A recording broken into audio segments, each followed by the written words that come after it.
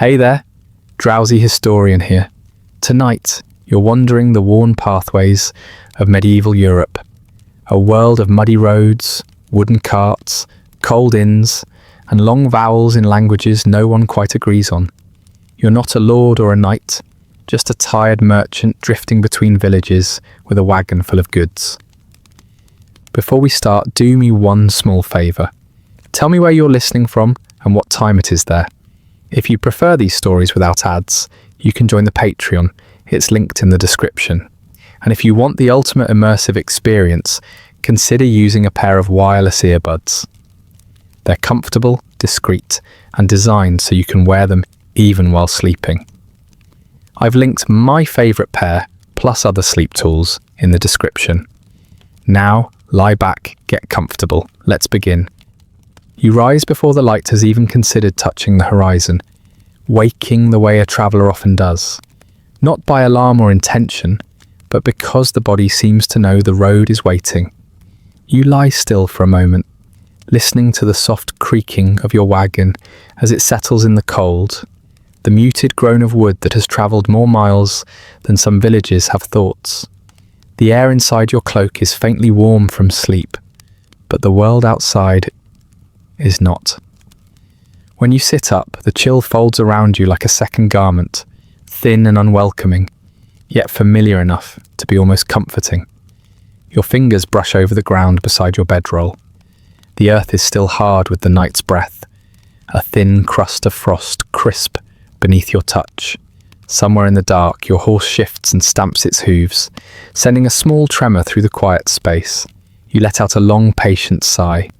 You've slept in worse places, on muddy floors, under leaking barns, in cramped corners where merchants are tolerated but not quite trusted.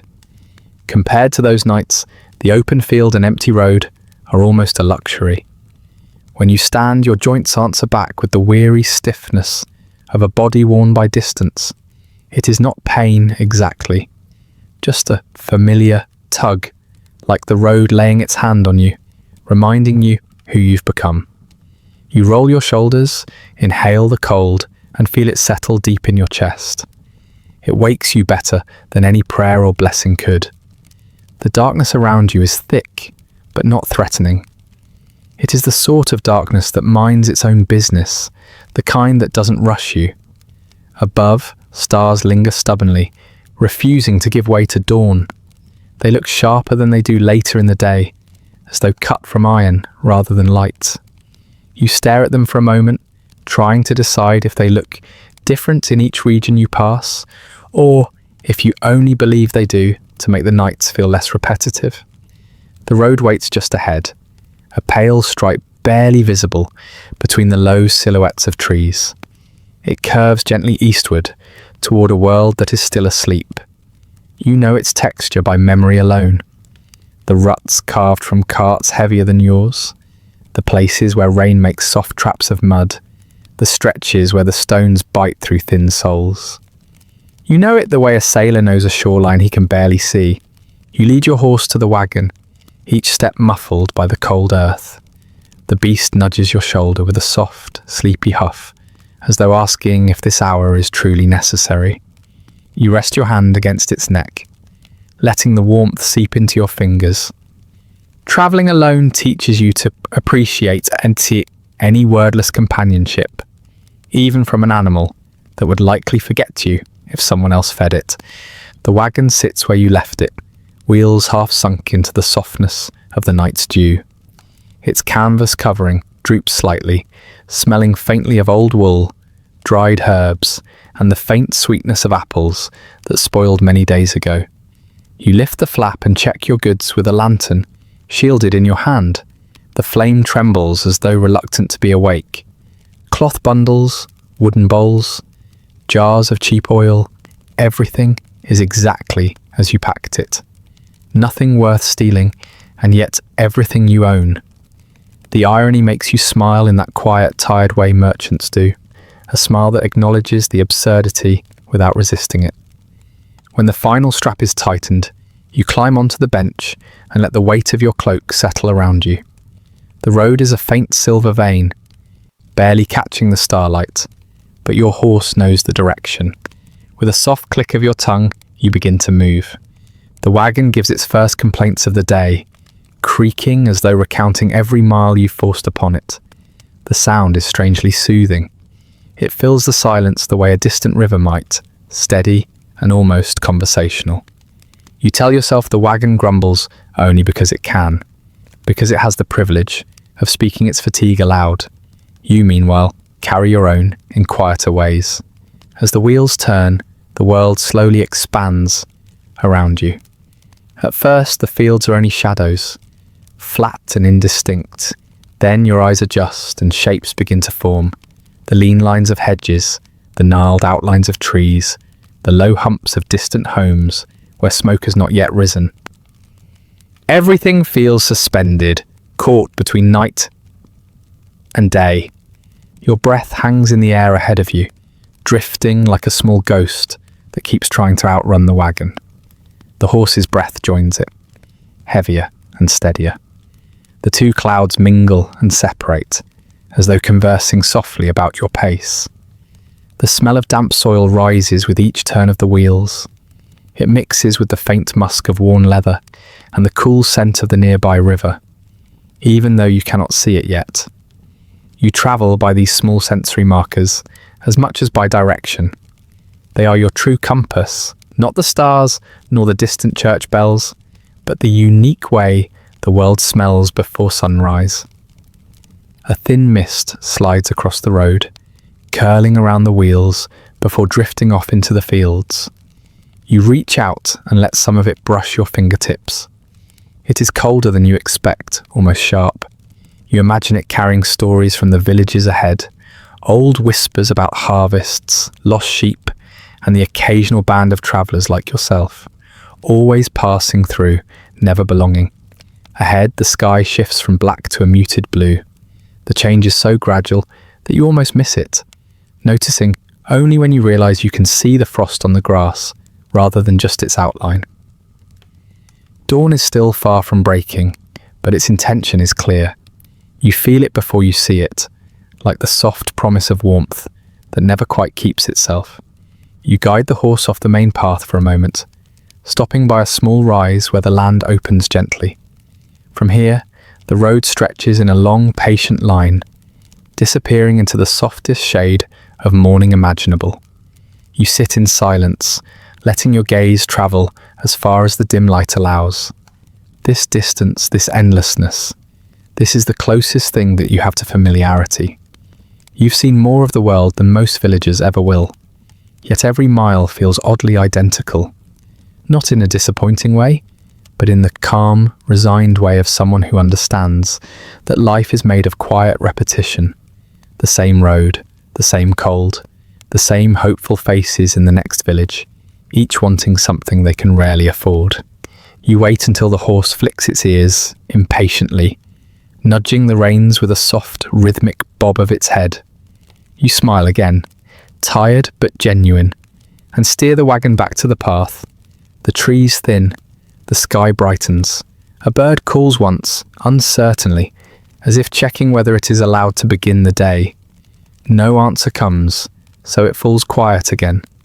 Your wheels roll over a patch of stones, sending a soft vibration through the bench. You adjust your cloak and settle deeper into your seat. The world is waking slowly, almost reluctantly, and you feel yourself waking with it. Not all at once, but in the gentle, gradual way a traveller learns to accept. Ahead, the first hint of smoke begins to rise from a distant rooftop, thin and wavering in the morning air. You steer toward it, because that is what you do. Follow the faint signs of life from one place to the next, carrying goods of modest worth and stories worth slightly more. The road opens before you, quiet and endless, as dawn finally begins to unfurl itself across the fields, and you continue onward into the soft, uncertain light of a new day. The morning unfolds slowly, as though the sun itself is reluctant to rise. Pale light trickles across the fields, pulling thin shadows from the grass and revealing the world in soft, hesitant strokes. Your horse's ears twitch at the first real warmth of the day, and the creaking of the wagon grows less brittle as frost loosens its grip. You move at an unhurried pace, letting the quiet settle where conversation might otherwise be. The first sign of habitation comes as a thin trail of smoke drifting upward from behind a low hill, wavering in the cool air like a modest announcement. You follow the road around the bend, and the village comes into view, a scatter of huts each shaped by seasons of wind and resignation. Roofs sag slightly. Walls lean inward as though tired of holding themselves up. But the smell of bread baking somewhere close carries a faint reassurance, the kind that touches your thoughts before your hunger. Your horse slows on its own, recognizing the uneven stones that mark the outskirts. You let the reins loosen, knowing it needs no instruction here. The village is small enough that even the fields look like they're waiting for someone else to work them. A handful of chickens scratch half-heartedly at the muddy ground. A dog raises its head, considers whether you're interesting, then decides against the effort and collapses again with a sigh. As you roll past the first hut, a face appears in the doorway. A woman wrapped in a frayed shawl, her eyes carrying that familiar blend of curiosity and calculation. She doesn't call out. Few villagers do, at least not at first. They prefer to measure you with silence, weighing the wagon's worth against their coin before they choose whether to greet you at all.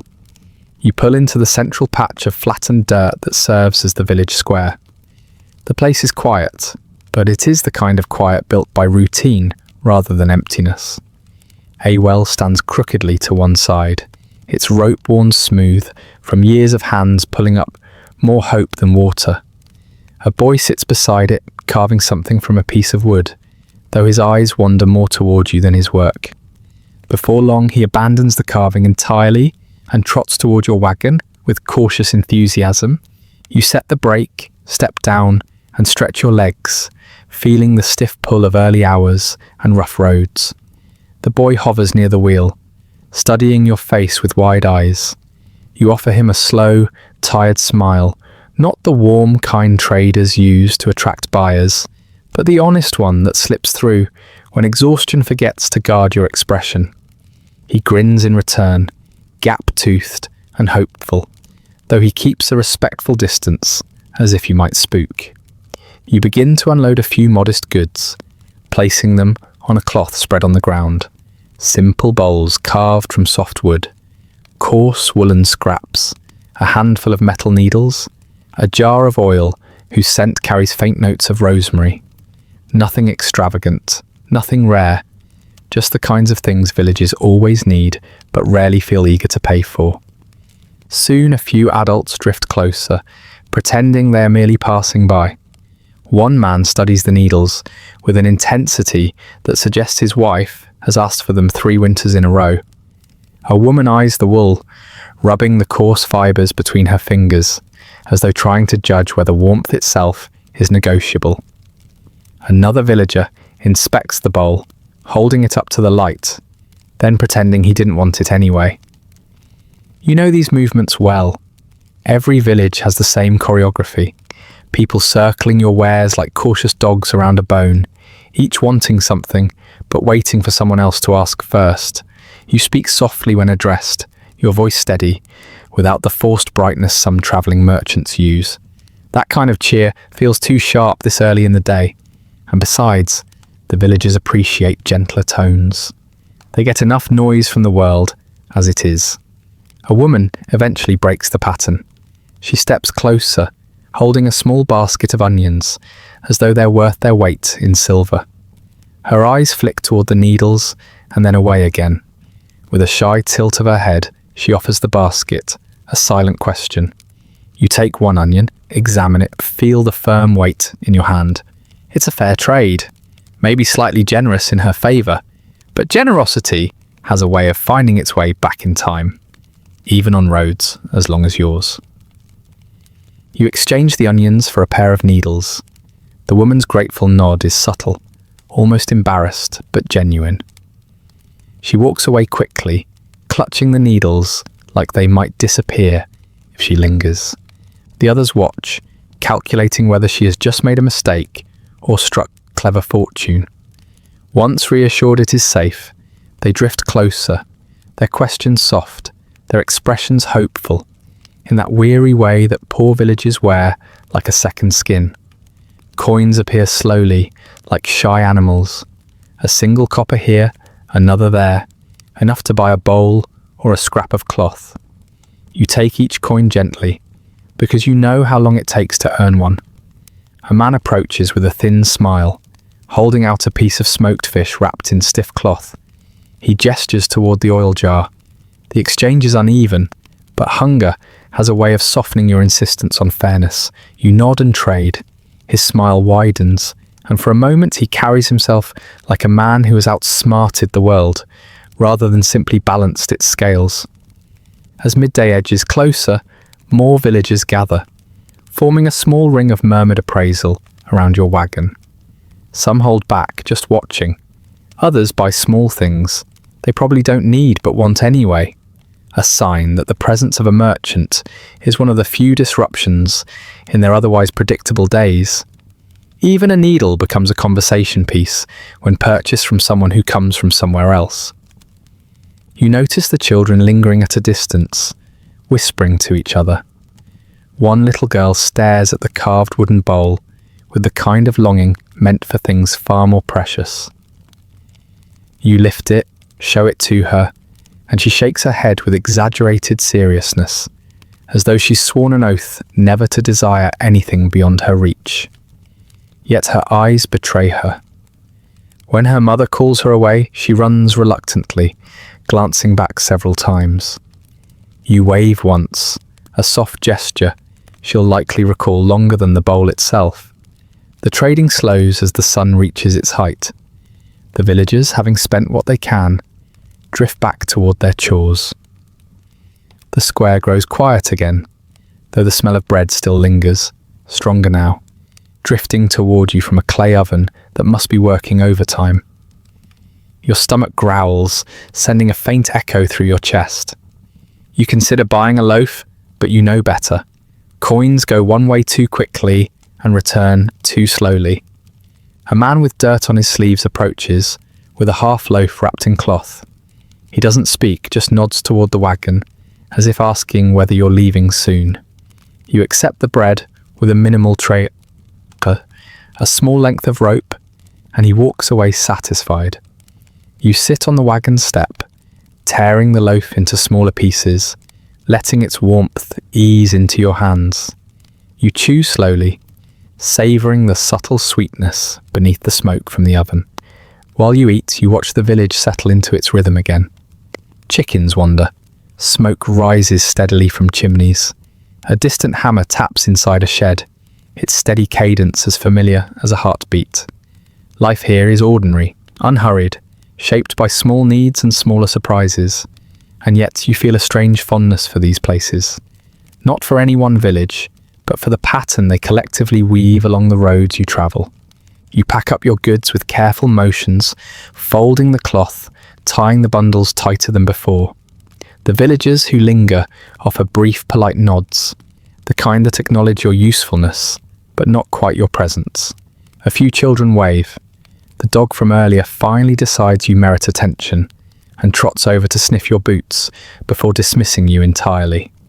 You climb onto the wagon, gather the reins, and give the horse a gentle signal.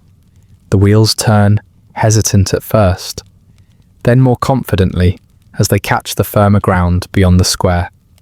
Behind you, the village shrinks into a cluster of shapes, its sounds swallowed gradually by distance. The road ahead continues its quiet stretch, through open fields, winding toward yet another place where smoke will rise, faces will watch, and the same soft dance of hope and hesitation will greet you again. For now, though, it is just you, your horse, and the familiar hum of the wagon easing back into motion, carrying you onward into the slow, unremarkable expanse of another day. The road stretches gently ahead, worn by hooves and carts, and the slow insistence of time. As the morning thins into the softer light of midday, the air begins to warm, just enough that the frost on the grass loosens its grip. The rhythm of your travel settles into that familiar, muted pace, the steady clop of your horse, the soft grind of the wheels, the occasional sigh that escapes you without permission. The quiet is soothing in its own way, even if it carries the heaviness of miles yet to go. The next settlement you reach is slightly larger, marked by a low fence and a scattering of pale laundry drifting on lines like tired flags. A handful of huts sit near a small square, and a few carts rest beside the well, their owners nowhere in sight. A faint hum of voices drifts through the air, softened by distance, as though the villagers are speaking through layers of wool. You pull your wagon to a shady patch near the well, letting the horse lower its head to drink from a shallow trough. The water splashes quietly, rhythmic and small. You step down, stretch your back, and feel the dusty fatigue of travel settle around you like a subtle weight. Before long, someone notices your arrival. A man with a wary expression approaches first, his steps deliberate, almost rehearsed. He carries the air of someone appointed to greet travellers, though not entirely happy about it. His eyes sweep over your wagon, lingering on the goods, then on your hands, a habit villagers have, as though honesty can be judged by the way fingers rest on cloth or wood.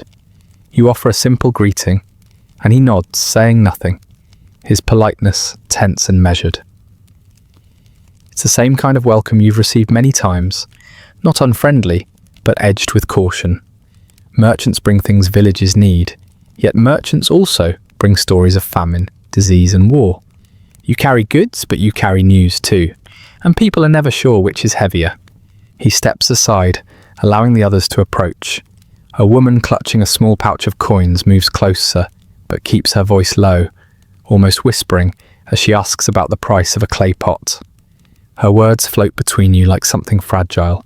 You answer softly, matching her volume, knowing that loudness feels out of place in settings like this. She lifts the pot, turning it slowly, as though expecting it to reveal some secret flaw. Her sigh is faint, resignation, calculation, or simply the air leaving a tired chest. She offers her coins one by one, placing them in your palm as though paying for a blessing rather than a pot. Nearby, another villager hesitates, glancing between you and the goods. He carries a bundle of something wrapped in cloth. When he unwinds it, there's a small stack of dried roots, uneven but carefully cleaned. His request comes as a half whisper. He wants a small knife. You study the roots, more medicinal than edible, and nod slowly. The knife is worth more, but you know the man's pride is stitched as tightly as his hunger, and so you take the roots without fuss. His relief shows not in his face, but in the way his shoulders drop just a little. You sit on a crate to ease the ache in your spine. From this angle, the settlement looks like a handful of stories clinging to the earth, the quiet tales of people who work long days, eat simple meals, and spend their lives in the same few acres of land. Their movements are purposeful, but slow, shaped by a rhythm older than memory. Children run between huts, their laughter thin but earnest, and even their energy feels softened by the weight of the place. A young woman approaches with an infant tied to her chest. She carries a small purse, though you can tell from the way she grips it that there's not much inside. She asks about a strip of cloth, not for clothing, but for swaddling. You show her the cheapest piece you have, and she traces the fabric with gentle fingers. Her voice is nearly silent as she asks the price. When she opens her purse, she finds only 2 small coins. She looks at them, embarrassed, then offers them with an apologetic tilt of her head. You accept the coins, but you fold a larger piece of cloth into her hands. She blinks in surprise, then nods with a gratitude too quiet to break the air. A moment passes where the entire square feels hushed, the kind of pause that happens when everyone is thinking about the same thing but pretending not to. Hunger, need, the small mathematics of survival. These are conversations carried out without words. You break the stillness by setting out a few more items. A tin cup, a rough comb, a handful of metal hooks. You do it slowly, partly because you're weary, and partly because haste feels disrespectful here. The villagers circle the goods like soft shadows, whispering to each other about prices, scarcity, and whether a purchase is truly necessary. Every exchange feels delicate, like a quiet confession between strangers. One man kneels beside a wooden ladle, turning it over as though studying a riddle. He asks the price in a voice barely above breath. "You tell him." He winces slightly, not at the cost, but at the truth of how little he has. He reaches into his pocket and pulls out a handful of bent nails. Useless to you, but valuable to him. You shake your head gently, lowering the price instead. He nods once, slowly, then presses a single copper coin into your hand with the reverence of someone parting with something precious. A breeze moves through the square, carrying with it the scent of hay and distant cooking. The smoke from a nearby hearth curls into the air, bending into thin shapes before dissolving. You breathe it in, letting the warm smell drift through your thoughts. It mixes with the dust kicked up by the occasional footstep and the faint sweetness of the roots you traded earlier.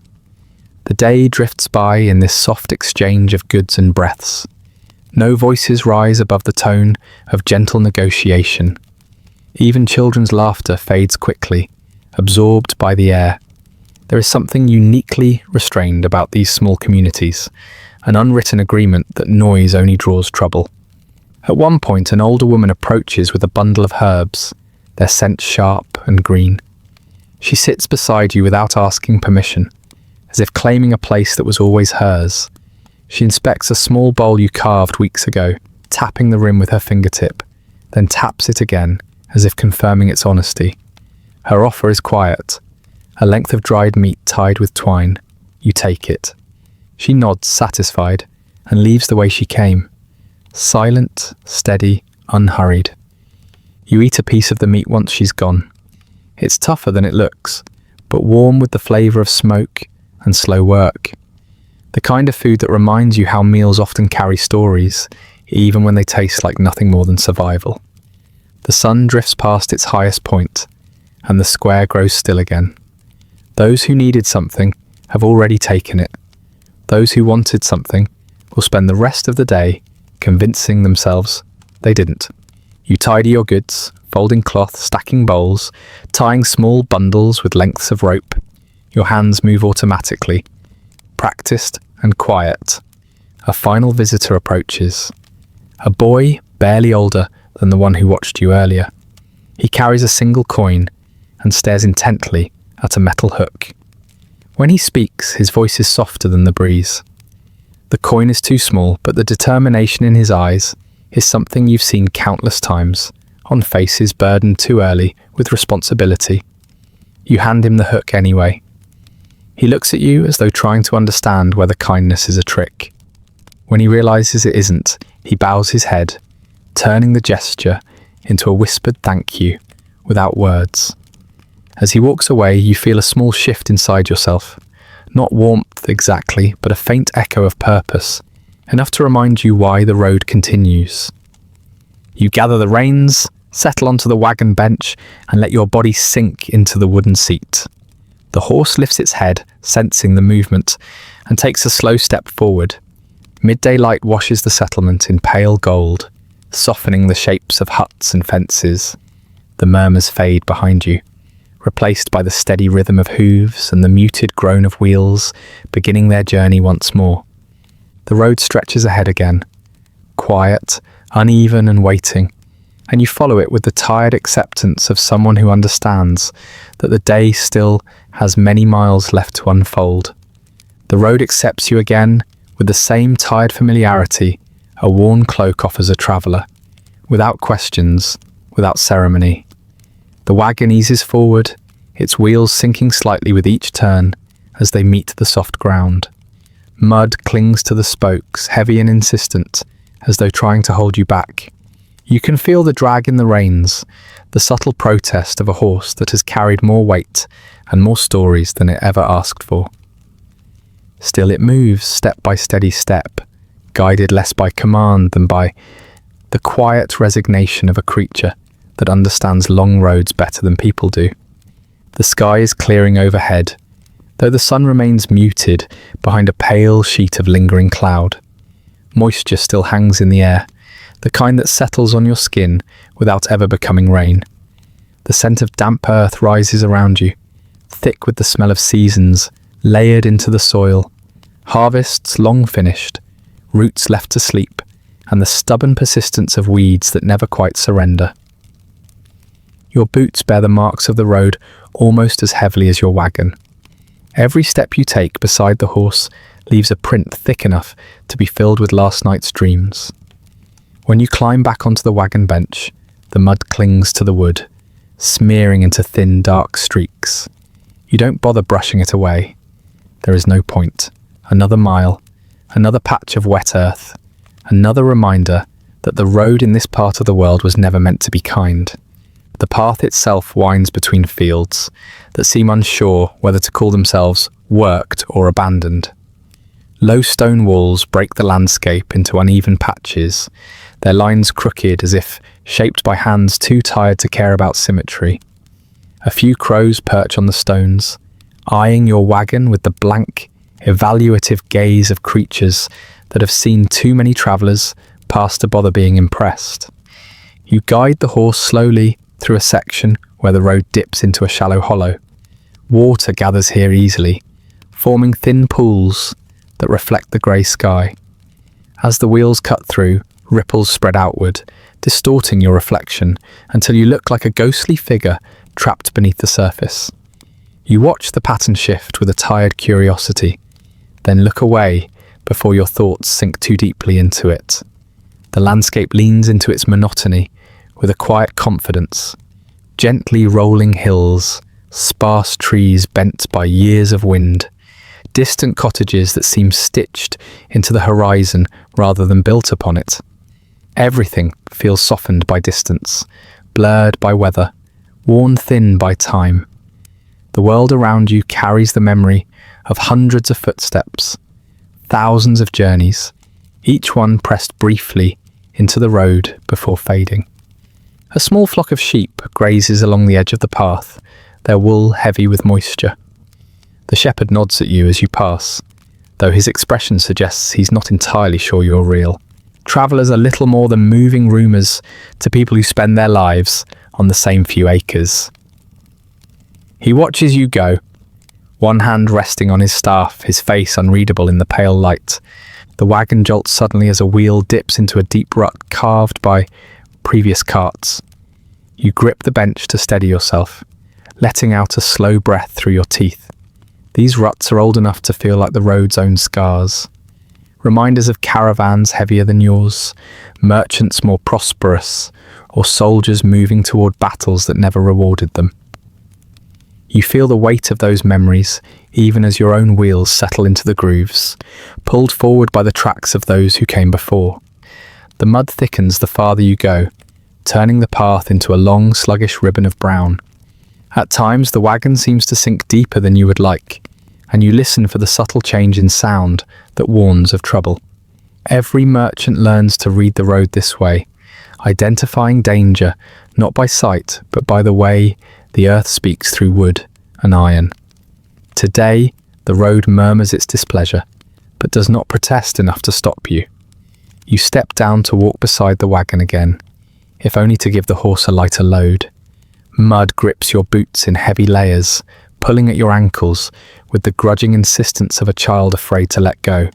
Each step produces a soft sucking noise, the earth consuming, releasing, consuming again.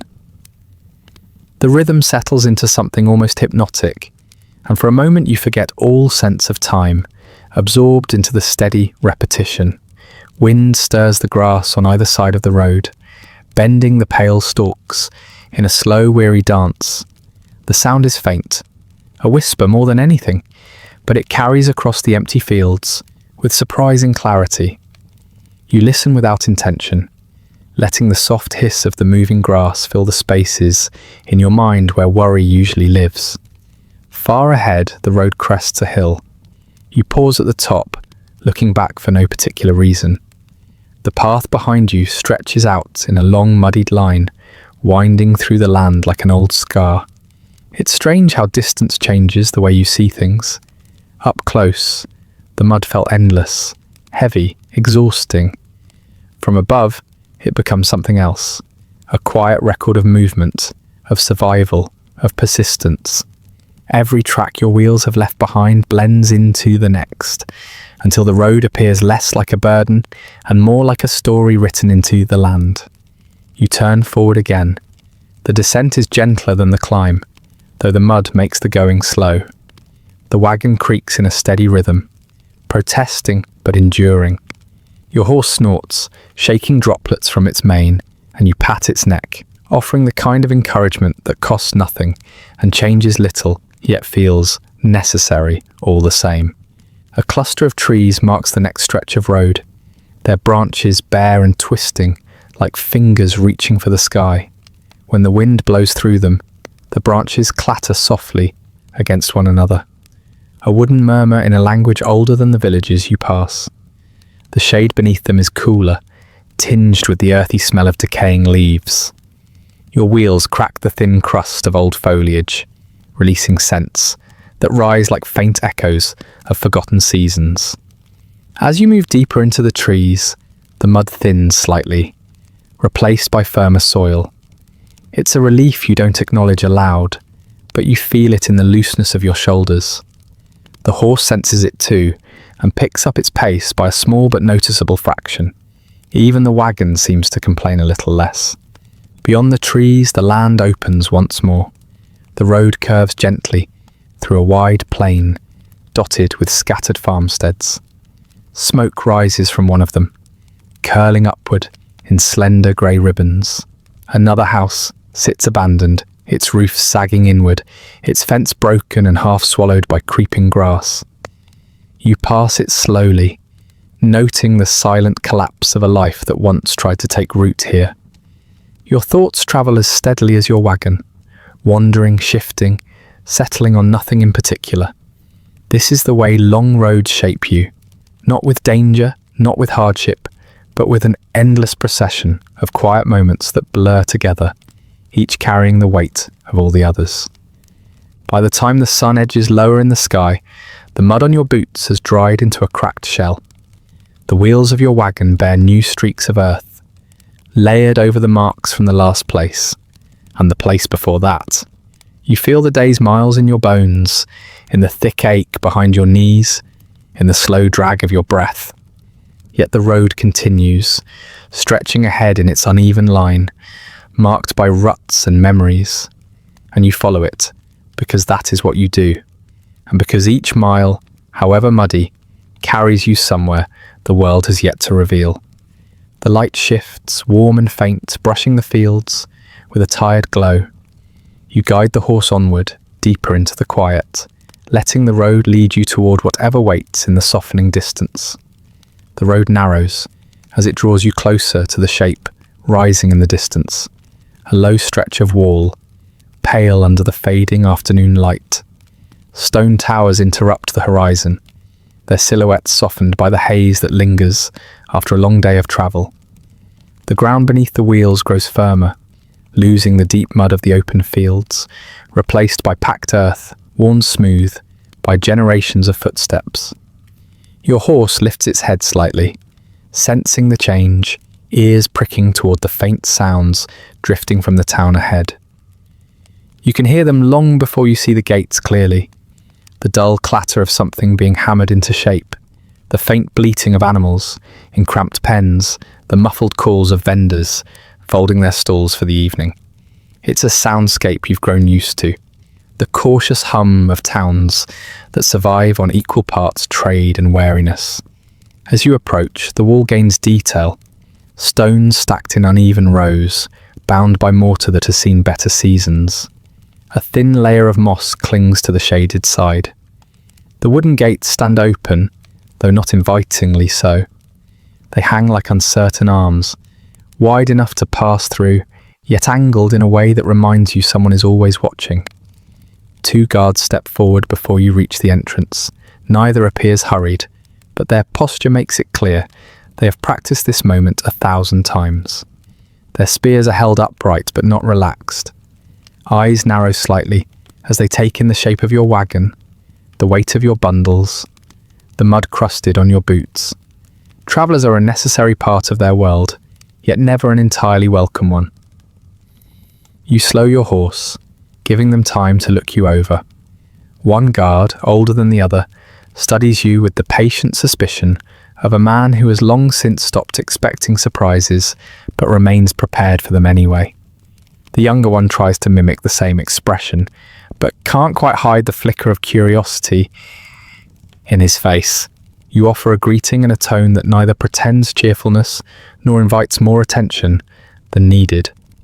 The guards exchange a brief glance, the kind that suggests they're silently sorting you into categories: harmless, desperate, dangerous, useful.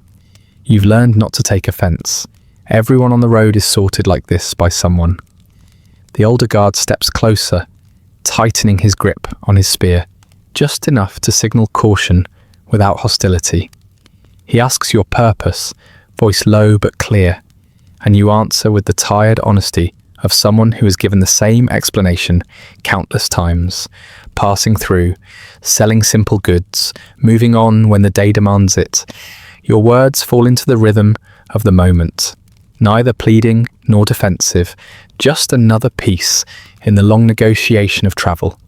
He studies your face as you speak, weighing the tone more than the content. There's something in his expression that suggests he's heard every version of truth and lie a traveller can offer. The younger guard circles the wagon, inspecting the bundles with a care that borders on ceremony. He pauses at the back, squinting at the canvas as though expecting it to move. You sit still, letting them have their moment. Suspicion is a kind of currency at these gates. Without it, a town is nothing more than a collection of vulnerable walls. You know how to let guards take what they need from the exchange: time, certainty, reassurance that you're not trouble. It's a small price for safe passage. The older guard eventually nods, stepping back, with the air of someone who has found no reason to deny you entry, but also no reason to trust you. Trust is too expensive, after all. He tells you to keep to the main road, avoid lingering near the barracks, and be mindful of curfew, spoken rules meant to protect the town, but also to remind wanderers that they remain outsiders no matter how politely they speak. You thank him with the same calm you offered at the start, and with a quiet flick of the reins, the horse begins to move again. The wagon rolls past the threshold, and the sounds inside the wall grow clearer, layered and warm in the dimming light. The street beyond the gate is narrow, lined with buildings that lean slightly, as though bowing to every traveller who crosses their path. Their beams are darkened by age, their windows small slits that reveal more suspicion than welcome. Smoke drifts from chimney pots, catching the last amber glow of the sun, and the air carries the mingled scents of bread, livestock, and the faint metallic tang of a blacksmith's work. A few villagers glance up as you pass, their faces marked by the same blend of caution and tired curiosity that the guards wore. They measure you quietly, not expecting danger, perhaps, but always allowing for the possibility.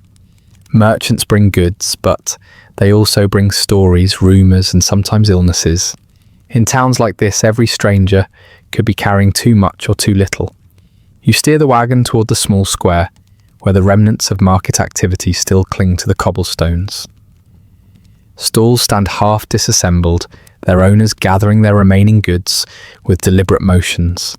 A woman sells the last of her turnips at a price that suggests she's ready to go home, whether she profits or not. A man in a leather apron wipes sweat from his brow, hammer resting on a nearby stump, as though even it requires a moment of rest. You pull off to the side, not to trade but to let the horse drink from a trough positioned near the well.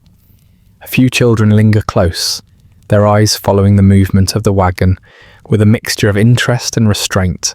They whisper to each other, though you can't hear the words. The tone alone gives away their attempts to guess where you've come from and what you might be carrying. You drop from the bench and stretch your legs again, easing the stiffness that has settled into your muscles. The square's stones are uneven beneath your feet, worn by years of footsteps and rain. You watch the villagers carry out the end-of-day tasks that give towns like this their pulse. Shutters closing, lanterns being lit, animals driven into pens. There is a rhythm to it, a quiet choreography shaped by necessity rather than choice. A loud clang from the blacksmith's corner startles a few chickens, sending them scattering. The smith barely notices, focused on shaping a thin bar of iron with the kind of concentration that suggests he's thinking about something far beyond the metal. You recognize that look. Travelers wear it differently, but the weight is the same. The sense of trudging through days shaped by need more than desire. You lean against the wagon for a moment, watching the light fade from the square. The guards at the gate remain silhouettes in the distance, shifting occasionally, their vigilance as much a part of the town as the wall itself. Their suspicion isn't personal, not really. It's habit, it's duty, it's a way of preserving order in a world that rarely offers certainty. Your horse finishes drinking and lifts its head, water dripping from its muzzle. You pat its neck, feeling the warmth beneath its coat. The animal has endured more miles than most people in towns like this will ever travel. Yet its eyes remain steady, without bitterness. You envy that kind of simplicity. Evening deepens, and lanterns glow along the street, their pale light quivering in the cool air. You climb back onto the wagon bench, knowing you'll need to find a quieter corner of the town before curfew settles fully. The horse steps forward with a soft, familiar rhythm, and the wheels roll once more over the stones worn by countless travellers before you. As you move deeper into the town, the murmurs soften behind you. The road continues to lead you through lives you only pass by, through gates guarded by suspicion, and through moments where you are welcomed just enough to be allowed in. Never more, never less. You accept it with the same calm you carry from town to town, knowing the night will ask nothing of you except patience, and the dawn will carry you onward again. The deeper you move into the town, the more the sounds gather around you. Not loud, not lively, but layered and tired in the way long days always are. The narrow street widens into a space shaped by years of market stalls and footsteps. The cobblestones smoothed by countless boots. Lanterns hang from ropes strung between wooden posts, their early evening glow falling in faint patches that flicker against the slowly shifting crowd. Your wagon rolls to a stop at the edge of the square, where the last of the vendors linger. Most of the prime spaces have long been claimed, but there is always room for someone with modest goods and a patient manner. You find a stretch of ground beside a cloth seller whose stall leans slightly, as though it too is weary from the day. You climb down and begin your quiet ritual. Cloth spread across the ground, bundles untied, wooden bowls arranged in uneven rows, hooks, bits of wool, oil jars, small things that carry usefulness rather than charm. The kind of wares that never spark excitement, but draw the slow, thoughtful gaze of people measuring need against scarcity. The air carries the mingled scents of fresh bread, tallow smoke, livestock, and the faint tang of metal from the blacksmith's forge. It's a familiar mixture, the working perfume of towns that rely on trade to survive. Above it all, you hear the gentle murmur of conversation, drifting like a tired tide against stone walls. A few villagers approach, their steps steady and unsurprised. They look at your goods with the kind of focus people reserve for necessities rather than luxuries. A man in a patched vest picks up a bowl, running his thumb along the inside edge. He grunts softly, a sound that could mean approval or disappointment, then places it back with the careful respect of someone who knows the value of wood. Next to him, a woman studies the wool. Her fingers move through the fibres slowly, not testing the quality so much as estimating how long it will last before it frays. She asks a price in a voice barely louder than breath. You answer in the same tone, and she nods, though her eyes betray the weight of making the decision. Coins appear gradually, drawn from small pouches tied beneath layers of rough cloth. Each coin seems to arrive after a negotiation that takes place entirely within the buyer's thoughts, a quiet battle between desire and necessity, between the comfort of having something and the fear of not having enough. You do not judge the hesitation. You share it in your own way, counting every coin that enters your hand with a careful eye. A pair of old men stand nearby, not to purchase anything, but to review your wares with the quiet authority of people who have spent their lives watching markets rise and fall. They lean on their walking sticks, trading muttered observations about the price of wool, the shortage of fish, the increase in taxes. Their voices blend into the broader hum, the kind that fills squares like this with a sense of continuity. Someone mentions a neighbouring village struck by illness. Another speaks of a distant road, rumoured to be unsafe after sunset. A young farmer repeats gossip about a merchant who tried to pass false coins weeks ago. Each story passes from mouth to mouth, carried with the same casual tone as weather predictions. Truth matters, but not urgently. A story is useful even when it isn't accurate, so long as it keeps people cautious. You listen without appearing to. Traders learn early that gossip is worth as much as money, sometimes more. A rumour about a bad harvest tells you which goods will sell well. A whisper about unrest on the roads teaches you where to avoid travelling at night. Even the smallest detail, a name half remembered, a complaint about a landlord, carries value when you spend your life moving through places that depend on secrets and small advantages. A butcher approaches, wiping his hands on a stained apron. He examines the metal hooks you've laid out. The silence between you stretches long enough for the sky to deepen another shade. His voice when he speaks is low and thoughtful. You quote a price and he counters with a number that barely qualifies as negotiation. You give him a small nod. There's no tension in the exchange, no urgency, just the simple practicality of two people who understand what the other needs. He leaves with 3 hooks. You place a few coins into your pouch, their weight small but steady. A young girl and her brother wander close, drawn by curiosity rather than intention. The boy points at a wooden ladle, asking if it was carved by your own hand. You tell him it was, and he studies the smooth handle with a kind of awe that makes the object seem more precious than it is. His sister asks how many towns you've seen. You answer with a gentle vagueness that satisfies her imagination without inviting more questions. Their mother calls them away, and they leave reluctantly, glancing back as if the wagon is something magical. Evening settles deeper, casting the market in a warmer hue. More lanterns are lit, more shadows drift across the ground.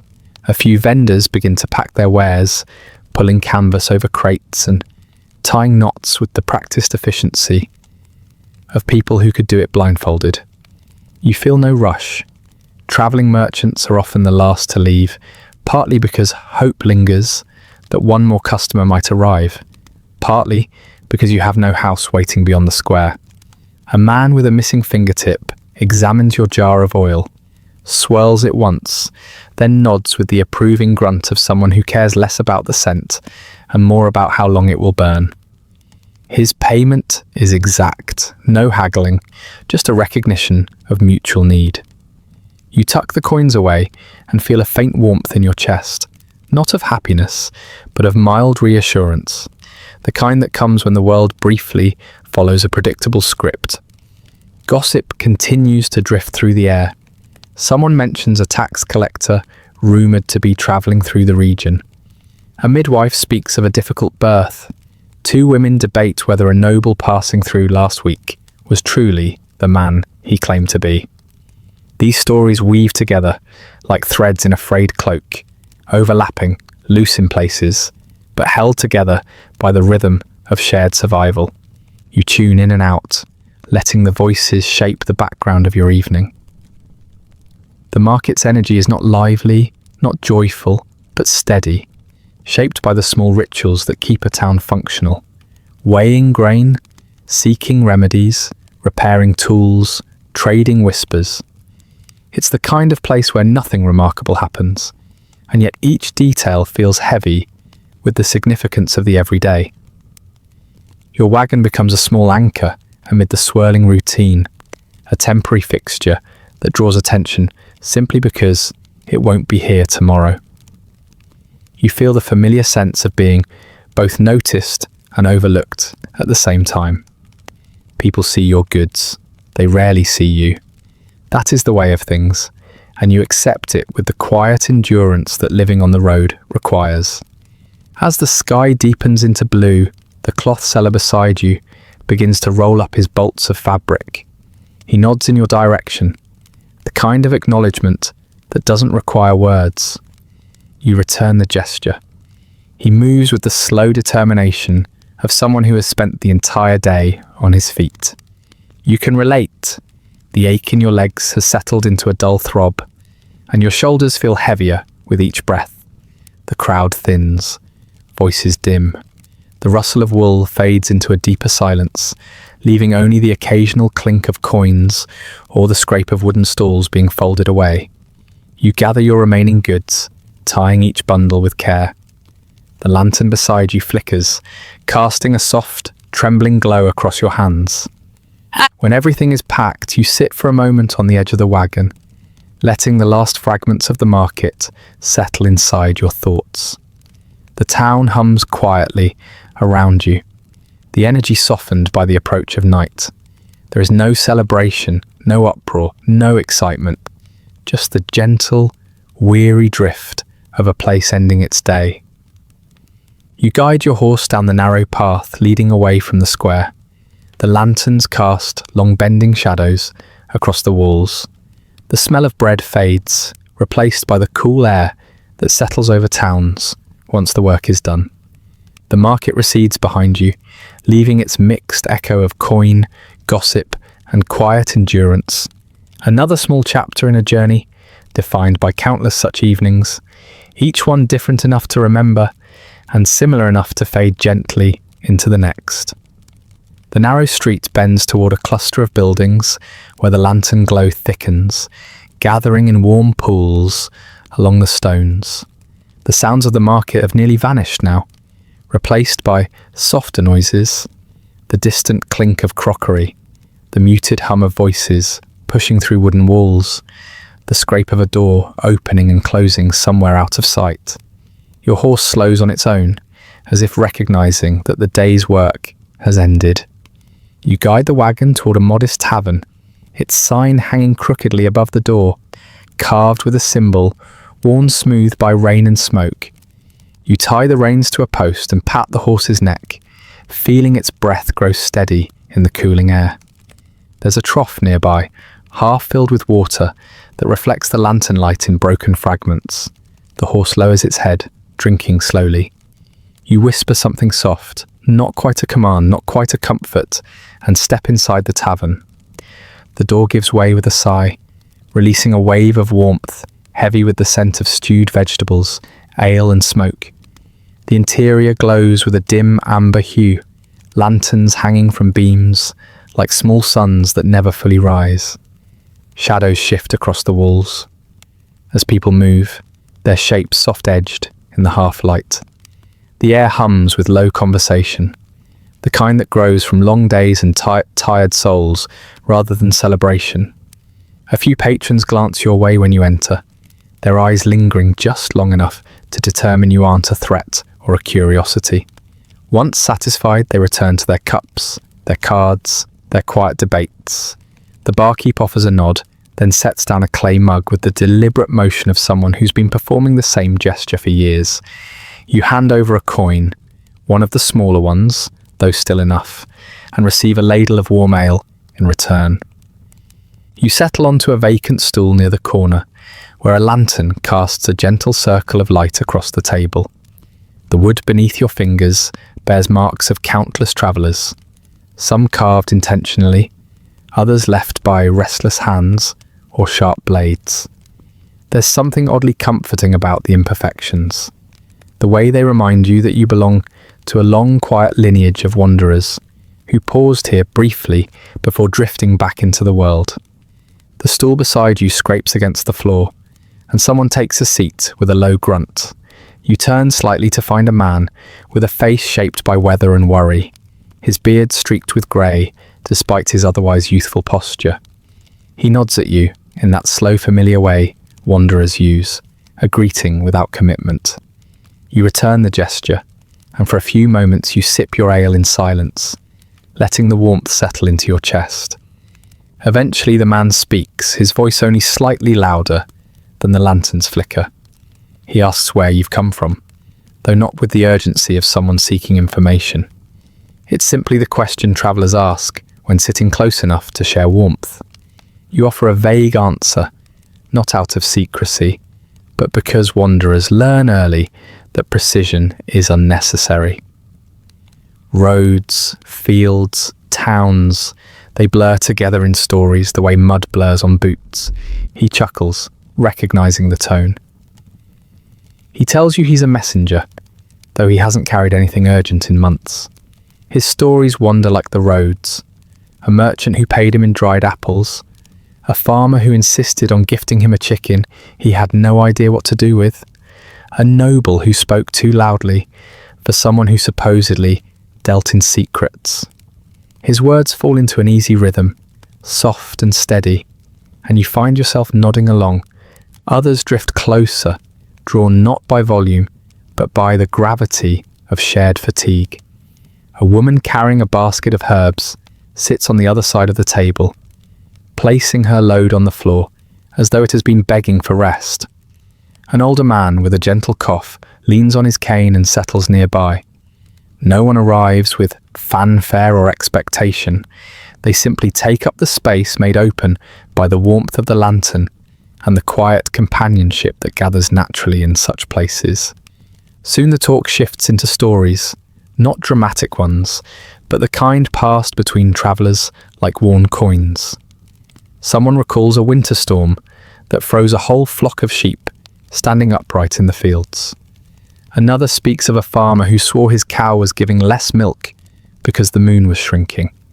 There's a tale about a wandering piper who convinced an entire village that he could charm rain from the sky, only for the sky to remain stubbornly dry. You share a story of your own, one of those small, harmless tales you've repeated so many times. It no longer belongs to you entirely. It's about the time a boy mistook your wagon for a travelling library and begged you to lend him a book you did not have.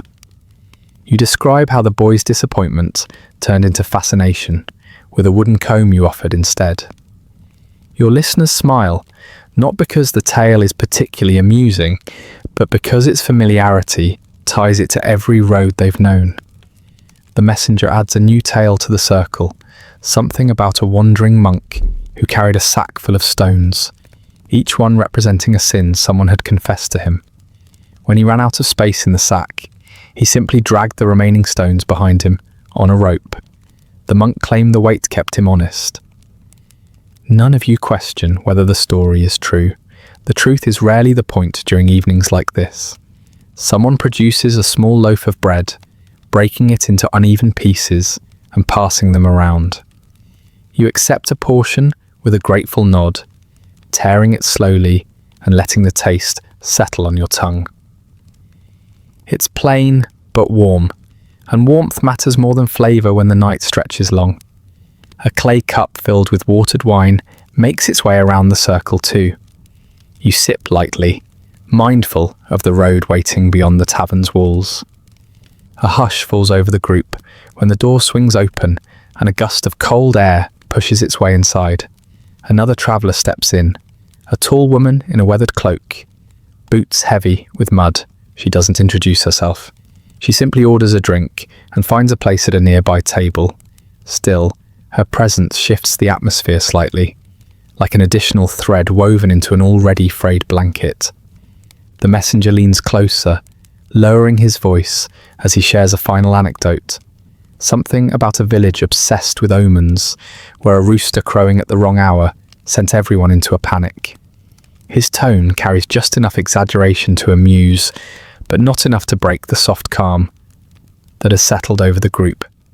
You offer a quiet remark in return, and the exchange carries the warmth of a small fire in a cold field. As the evening deepens, the lantern's flame sways in a slow, deliberate dance. Shadows lengthen across the floorboards, merging into a familiar darkness. Conversations grow quieter, voices dipping into the rhythm of fatigue. People begin to drift away, one by one, returning to homes, barns, or the small rooms above the tavern. You linger a little longer, finishing the last of your ale. The warmth in your chest has stretched into a gentle heaviness. Not sleepiness exactly, but the kind of weight that comes from being surrounded by people who understand the quiet burden of the road. When you finally stand, the stool creaks softly, like a companion saying farewell. The barkeep gives another slow nod as you leave. Outside, the air is cooler, laced with the scent of damp earth and distant wood smoke. The lanterns along the street flicker in the breeze, their light stretching across the stones in wavering ribbons. Your horse remains where you left it, dozing lightly. You run a hand along its mane, whispering something simple before climbing into the wagon. The tavern's glow recedes behind you as you guide the horse toward a quieter part of the town. The night hums with the soft echoes of shared stories, lingering in the air like embers that refuse to die. And as you move onward into the dim serenity of the sleeping streets, the warmth of those exchanged tales follows at your heels. Small comforts gathered from the road, carried forward into whatever tomorrow will bring. You guide the wagon along the dim street until the last of the lanterns fades behind you, their soft glow swallowed by the quiet edges of the town. The road becomes less defined as you move away from the clustered walls, giving way to open patches of earth where grass pushes through the stones with stubborn patience. There is no particular plan in your movements. You simply follow the path that feels least cluttered, the one that leads outward rather than further in. A guard at the far end of the town gives a sleepy nod as you pass. He doesn't bother with questions at this hour. Travellers leaving after nightfall carry a kind of permission in their silence. The clink of the gate chain settles into place behind you, muffled, calm, as though even the walls are ready to sleep. Beyond the last house, the world opens in a broad stretch of dark field. You find a patch of ground gently sloping away from the road and guide the wagon toward it, stopping where the grass is soft and the earth dry enough to hold the wheels. The horse flicks its ears, lowering its head as though grateful to be away from cramped streets. You unhitch the reins and let it graze on what it can find in the sparse moonlight.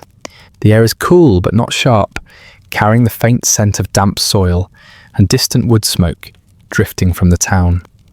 A stillness spreads across the open land, broken only by the occasional chirp of insects or the sigh of wind shifting through the grass.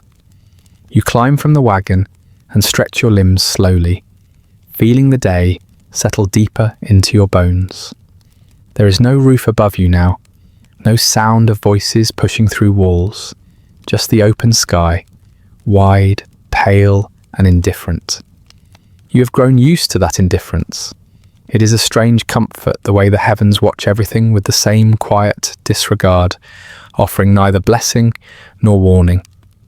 In a world shaped by the whims of men, kings, and storms, the sky's lack of opinion becomes a kind of steady companion. You pull your cloak tighter, spreading your bedroll beside the wagon where the earth feels level enough. The grass rustles as you settle onto it, the blades bending easily under your weight. From this angle, the stars seem closer, scattered unevenly across the sky. Like tiny embers left from some ancient fire, clouds drift lazily among them, slow and heavy, as though unsure whether to stay or move on. Your eyes follow their shapes at first, letting imagination soften their outlines. One looks like a coiled animal, another like a distant hill, a third dissolves before you can decide what it resembles. The sky gives you nothing to hold on to, but you don't ask for anything more. The silence is enough. Somewhere nearby, the horse shifts, snorting quietly before returning to its slow chewing. The sound grounds you. It is a reminder that you aren't entirely alone, even though solitude clings to nights like this. The wagon creaks softly in the cooling air, wood shrinking, ropes settling, wheels adjusting to stillness after a long day of motion. You reach for your water skin, sip once and let the coolness linger on your tongue before swallowing. The taste is metallic, carrying hints of the well where you last filled it. It is not refreshing exactly, but familiar enough to bring a quiet acceptance. Lying back, you rest your hands across your chest, palms open as if waiting for something to fall into them. A thought, a memory, a small clarity. None arrives. Instead, your mind drifts loosely, wandering along the gentle edges of exhaustion. The day has left its mark in the stiffness of your shoulders and the weight behind your eyes, yet you feel no urgency to sleep. Rest comes differently out here, measured by the slow rhythm of breathing rather than the turning of hours. A soft breeze brushes your cheek, carrying with it the cool breath of distant hills. You inhale deeply, letting the night settle into your lungs. There is a faint sweetness in the air, maybe from wildflowers hidden in the dark, or the lingering warmth of grass that drank the sun earlier. It is difficult to tell. Scent, like memory, becomes murky in the late hours. Your thoughts drift again, not toward fear or longing, but toward the small absurdities that shape the life of a wanderer. You think of how you traded a wooden bowl for a piece of stale bread once, even though the bread crumbled between your fingers. You think of a farmer who swore your oil could cure his cow's cough, despite your insistence that it was meant for lanterns. You think of children who stare at your wagon as if it carries secrets you yourself have never discovered. A faint smile tugs at your mouth, the kind that slips out uninvited, softened by tired humour and the quiet recognition of how strange and simple travel becomes when the road is your closest companion. These memories do not comfort you exactly, but they give the night a sense of shape, like faint lanterns flickering in the corners of your thoughts. Clouds begin to part above you, revealing more stars, brighter now, scattered in clusters that seem both deliberate and accidental.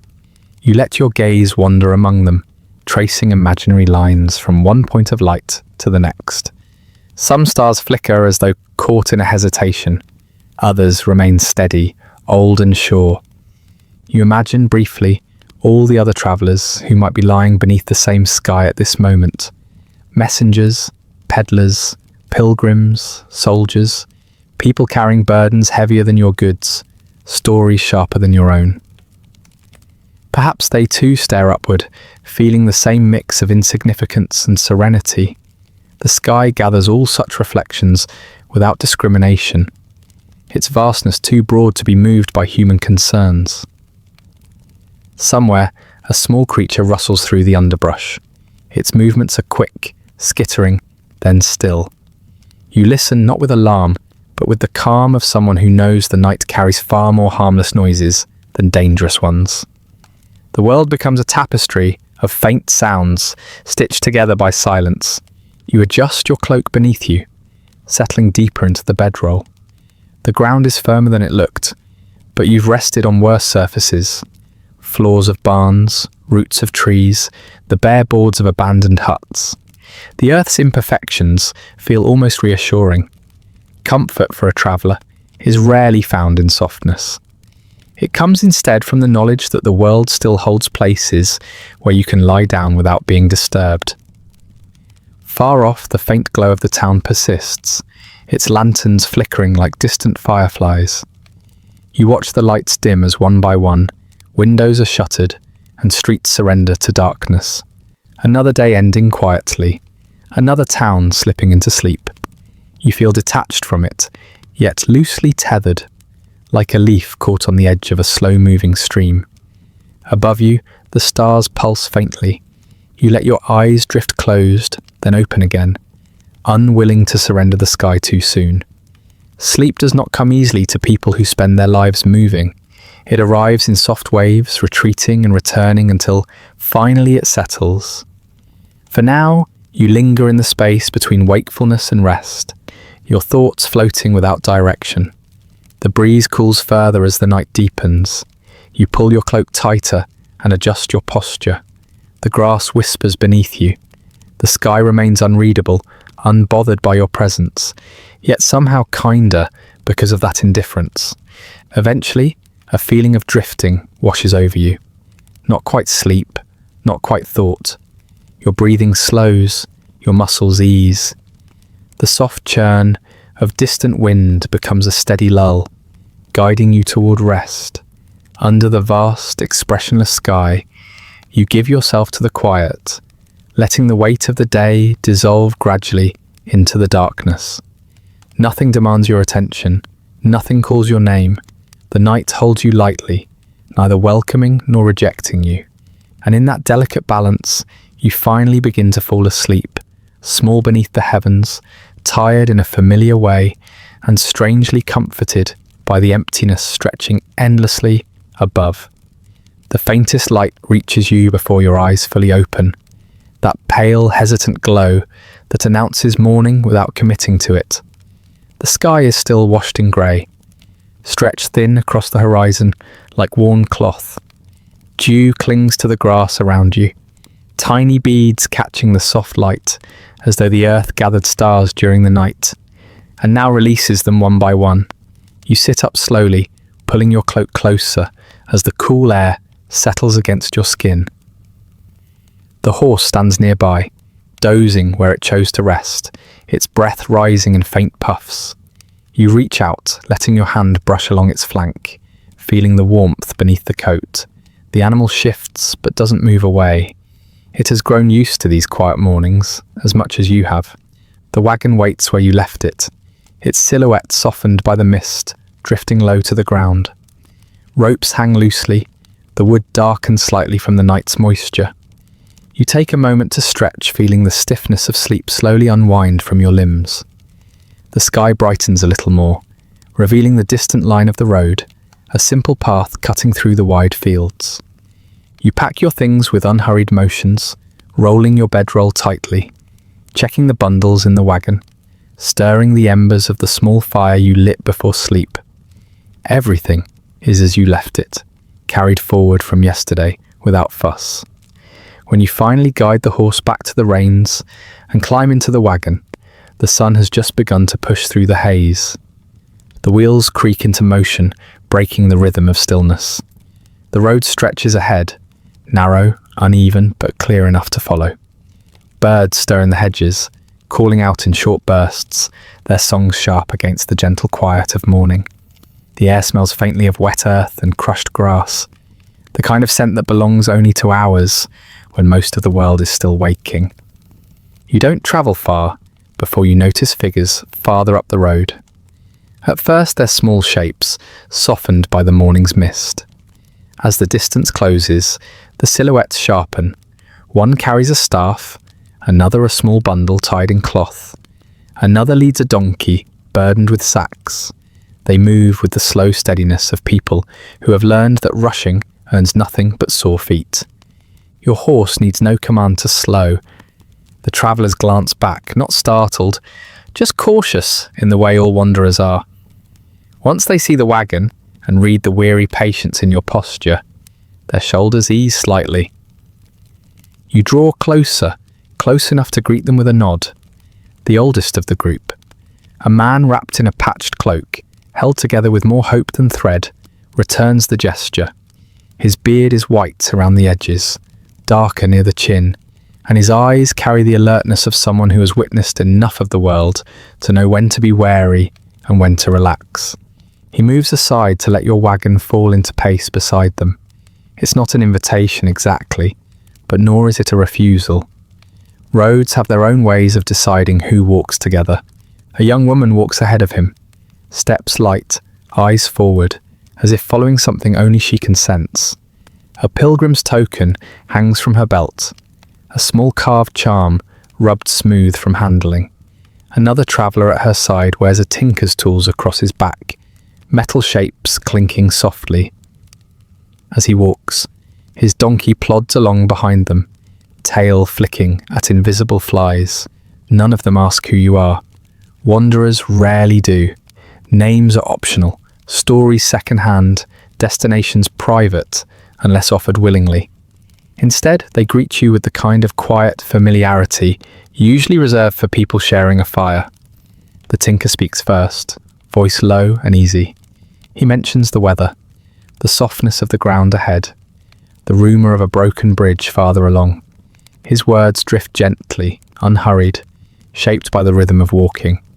You reply in the same tone, adding what you know of the road behind you. Nothing urgent, nothing heavy, just small details meant to ease another's journey. The older man listens, nodding occasionally, the lines on his face shifting with each subtle expression. He walks with a staff that looks older than he does, smoothed to a shine from countless miles. When he finally speaks, his voice carries the softness of morning, a tone shaped by long habits of caution and consideration. He asks how far you plan to travel today. You answer without much certainty, because certainty is a luxury that roads rarely afford. He seems satisfied with that, as though the admission itself is a shared truth among travellers. The pilgrim remains quiet for a long while, eyes fixed on the horizon. When she does speak, her words come gently, like a whispered prayer carried by wind. She talks about a shrine miles ahead, said to bring luck to those who leave a stone upon its steps. You have seen dozens of shrines like it, some revered, some neglected, each carrying more stories than stones. Still you listen, letting her voice weave a small thread of purpose into the morning air. A messenger joins the group from the opposite direction, approaching with the brisk stride of someone who has places to be. When he reaches your small gathering, he slows for a moment, exchanging brief greetings. His satchel hangs against his side, bulging with letters and sealed scrolls. He shares nothing of their contents, yet there is something in his expression that hints at the weight of words meant for others. Messengers always carry unspoken burdens, secrets stitched into paper and wax. He lingers just long enough to exchange a few quick remarks about the condition of the road ahead, then continues on, his steps fading into the distance with the urgency of a man whose life is measured in miles. As the morning stretches on, the conversations soften. The tinker tells a short tale about a spoon that bent itself in a stranger's pack, insisting it wasn't magic but poor craftsmanship. The older man replies with a memory of a market where a thief tried to steal an entire chicken by hiding it under his hat. The story carries just enough embellishment to amuse, though not enough to break the quiet calm of the road. You contribute a small story of your own, something simple, nothing dramatic, about a villager who once tried to trade turnips for a jar of oil, only to realise halfway through the exchange he needed the turnips back for supper. The group chuckles in that understated, tired way travellers do. It's less about humour and more about shared understanding, the kind that makes strangers feel like companions, even if only for a short stretch of miles. The sky grows brighter, pushing away the last remnants of morning mist. Sunlight spills over the fields, turning patches of dew into fleeting sparks. The donkey snorts, shaking its head. The pilgrim tightens the strap of her cloak. The older man pauses to adjust the binding of his staff. Even these small movements feel like part of a quiet ritual. Tasks completed, not with urgency, but with the patient rhythm of people who walk because walking is what life demands.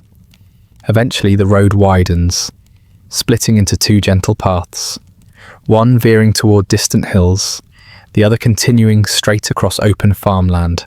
The travellers slow as they reach the junction, exchanging small glances, as though acknowledging the moment without giving it more weight than it deserves. The tinker lifts a hand in farewell, offering a quiet blessing for safe roads. The older man nods deeply, eyes thoughtful. The pilgrim meets your gaze for a moment, and though her expression remains unreadable, there is a softness there, a recognition of the strange companionship forged through shared silence. They turn onto their chosen path, their shapes gradually shrinking into silhouettes softened by sunlight. The donkey follows, its steps steady and unbothered. The road ahead of them stretches into the brightness until they fade from view. You remain on your path, guiding the wagon forward, listening to the familiar creak of wood and the crunch of wheels over dry soil. The silence left behind by the wanderers feels gentle, not empty. It carries a lingering warmth, the kind that stays with you long after the voices have faded. The road continues, as it always does, drawing you onward through a world where travellers meet briefly, share their breath and their stories, then drift apart like leaves carried by the same wind. And once again, you move forward into the miles ahead, accompanied only by the quiet memory of footsteps beside your own. A faint warmth lingers on your shoulders from the brief company you kept earlier, but it fades gradually as the miles lengthen. The road stretches into open land again, unrolling in long pale bands toward low hills. Clouds gather quietly overhead, drifting together as if called by some slow, invisible command. Their edges darken, brushing against one another, until the sky becomes a single sheet of grey. Wind stirs first, not sharp but steady, brushing across the fields and tugging lightly at your cloak. You guide the wagon forward, feeling the horse shift its weight as the breeze strengthens. There's a smell in the air, unmistakable and plain, wet earth waiting to wake. The first drop lands on the back of your hand, cool and small. Then another taps the wooden bench. The horse flicks its ears. You glance upward as the clouds tighten their grip on the sky. Rain follows soon after, not sudden but deliberate, each droplet spaced just far enough apart to give the illusion it might stop if given the chance. It doesn't. Within minutes, the sky opens more fully, letting fall a slow, steady rain that feels neither gentle nor harsh, simply persistent. The road beneath the wagon softens almost at once. Mud begins to bloom between wheel ruts, darkening the earth. The wagon groans, the sound low and weary, as though the wood itself is remembering old burdens. You pull your hood forward, though it does little to stop the water from slipping down the back of your neck. The horse trudges onward, hooves sinking just deep enough to make each step heavier than the one before. The rain thickens around you, filling the air with a soft hiss that replaces any hint of birdsong or wind. The world shifts into muted tones, greens dulled, browns deepened, the sky pressing down with a heavy calm. You guide the reins gently, giving the horse time to judge the slick patches. Travel never quickens in weather like this. The road chooses the pace, and you learn to obey. The wagon dips slightly as a wheel sinks into a shallow pool, forming in the middle of the path. Water splashes up, speckling your boots. You lean back with a slow breath, waiting for the horse to pull free. It does, patient and uncomplaining. You murmur something indistinct, a word of encouragement that dissolves in the rain before reaching the ears meant to hear it. The wind shifts again, teasing the coverings of your goods. The canvas flaps weakly, like a tired bird trying to lift itself. You reach back, tightening the ropes with hands growing slick from the rain. The knots hold, the goods settle. The world continues its slow descent into wetness. Nothing about the weather feels personal. It does not push against you with malice nor spare you with generosity. It simply behaves according to its own rhythm, shaping the road into a new challenge without apology. You've learned that acceptance is easier than resistance. Weather will change only when it chooses to, and not a moment sooner. A low patch of land ahead has collected enough water to reflect the sky in a trembling mirror. You steer the wagon along the side, though even the higher ground yields under the weight. Mud clings to the wheels in thick layers, each rotation adding another coat of heavy earth. You watch as the grooves behind you fill slowly, the road erasing any trace of your passing almost as soon as you make it. Somewhere in the distance, a tree bends against the wind, its branches shuddering. A few leaves peel away, sailing through the air with a kind of solemn resignation. They drift across the field before landing on the slick path ahead, plastered flat by the rain within seconds. Your cloak grows heavy as water gathers at the edges. Drops slide from the fabric, rolling down your arms. You adjust your posture, settling deeper into the seat, letting the slow rhythm of the rain ease into your bones. There's a strange peace in weather like this, a surrender that softens the mind. No decisions need be made except the ones the road dictates. A small flock of birds takes shelter in a thicket to your right, their wings creating brief flickers of movement before they disappear into the branches. You catch only their silhouettes, softened by the haze of rain sweeping across the open fields. Everything else, the distant barns, the scattered fences, the rolling horizon, dissolves into muted shapes. The road ahead narrows as it rises over a hillock. Water runs down the slope in thin streams, carrying loose soil with it. You guide the horse carefully, aware that footing becomes uncertain when the earth is moving beneath the surface. The climb is slow, deliberate. Each step feels like an argument between gravity and will, neither fully winning. At the crest, the wind catches your cloak more strongly, pulling it sideways. Drops strike your face, cool enough to sting slightly. You raise your hand to shield your eyes, watching as the land unfolds below, a broad expanse of drifting grey, where fields, hedges, and the distant line of the road all blend into variations of the same damp shade. The rain thickens again, falling in long slanted strokes. The horse lowers its head, bracing itself. The wagon wheels plough deeper into the softening ground. A puddle ahead ripples as the first droplets strike its surface, sending tiny rings outward until the water becomes too disturbed to show shape at all. You descend slowly, letting the weight of the wagon push you forward only as much as the horse can control. Mud splashes up, clinging to the lower boards. Water drips steadily from the underside, forming small rivulets that trail behind you. A gust of wind rushes through the open space, tugging at the canvas again. This time, the edge lifts slightly. You reach back with one hand to press it down, fingers numb from the chill. The wind holds on for a moment, tugging like a stubborn child bargaining for attention. Then it releases, sweeping across the fields with a sigh. The rain softens, then strengthens, then softens again. An indecision that reflects neither mercy nor spite, just the simple whim of clouds travelling where they wish. You settle into the rhythm of it, letting each shift become part of the road's slow persuasion. A low rumble rolls across the land, not thunder, just the faraway groan of wind pushing against distant trees. You pause, listening, then continue. The sound fades as though swallowed by the hills. Hours seem to pass without being counted.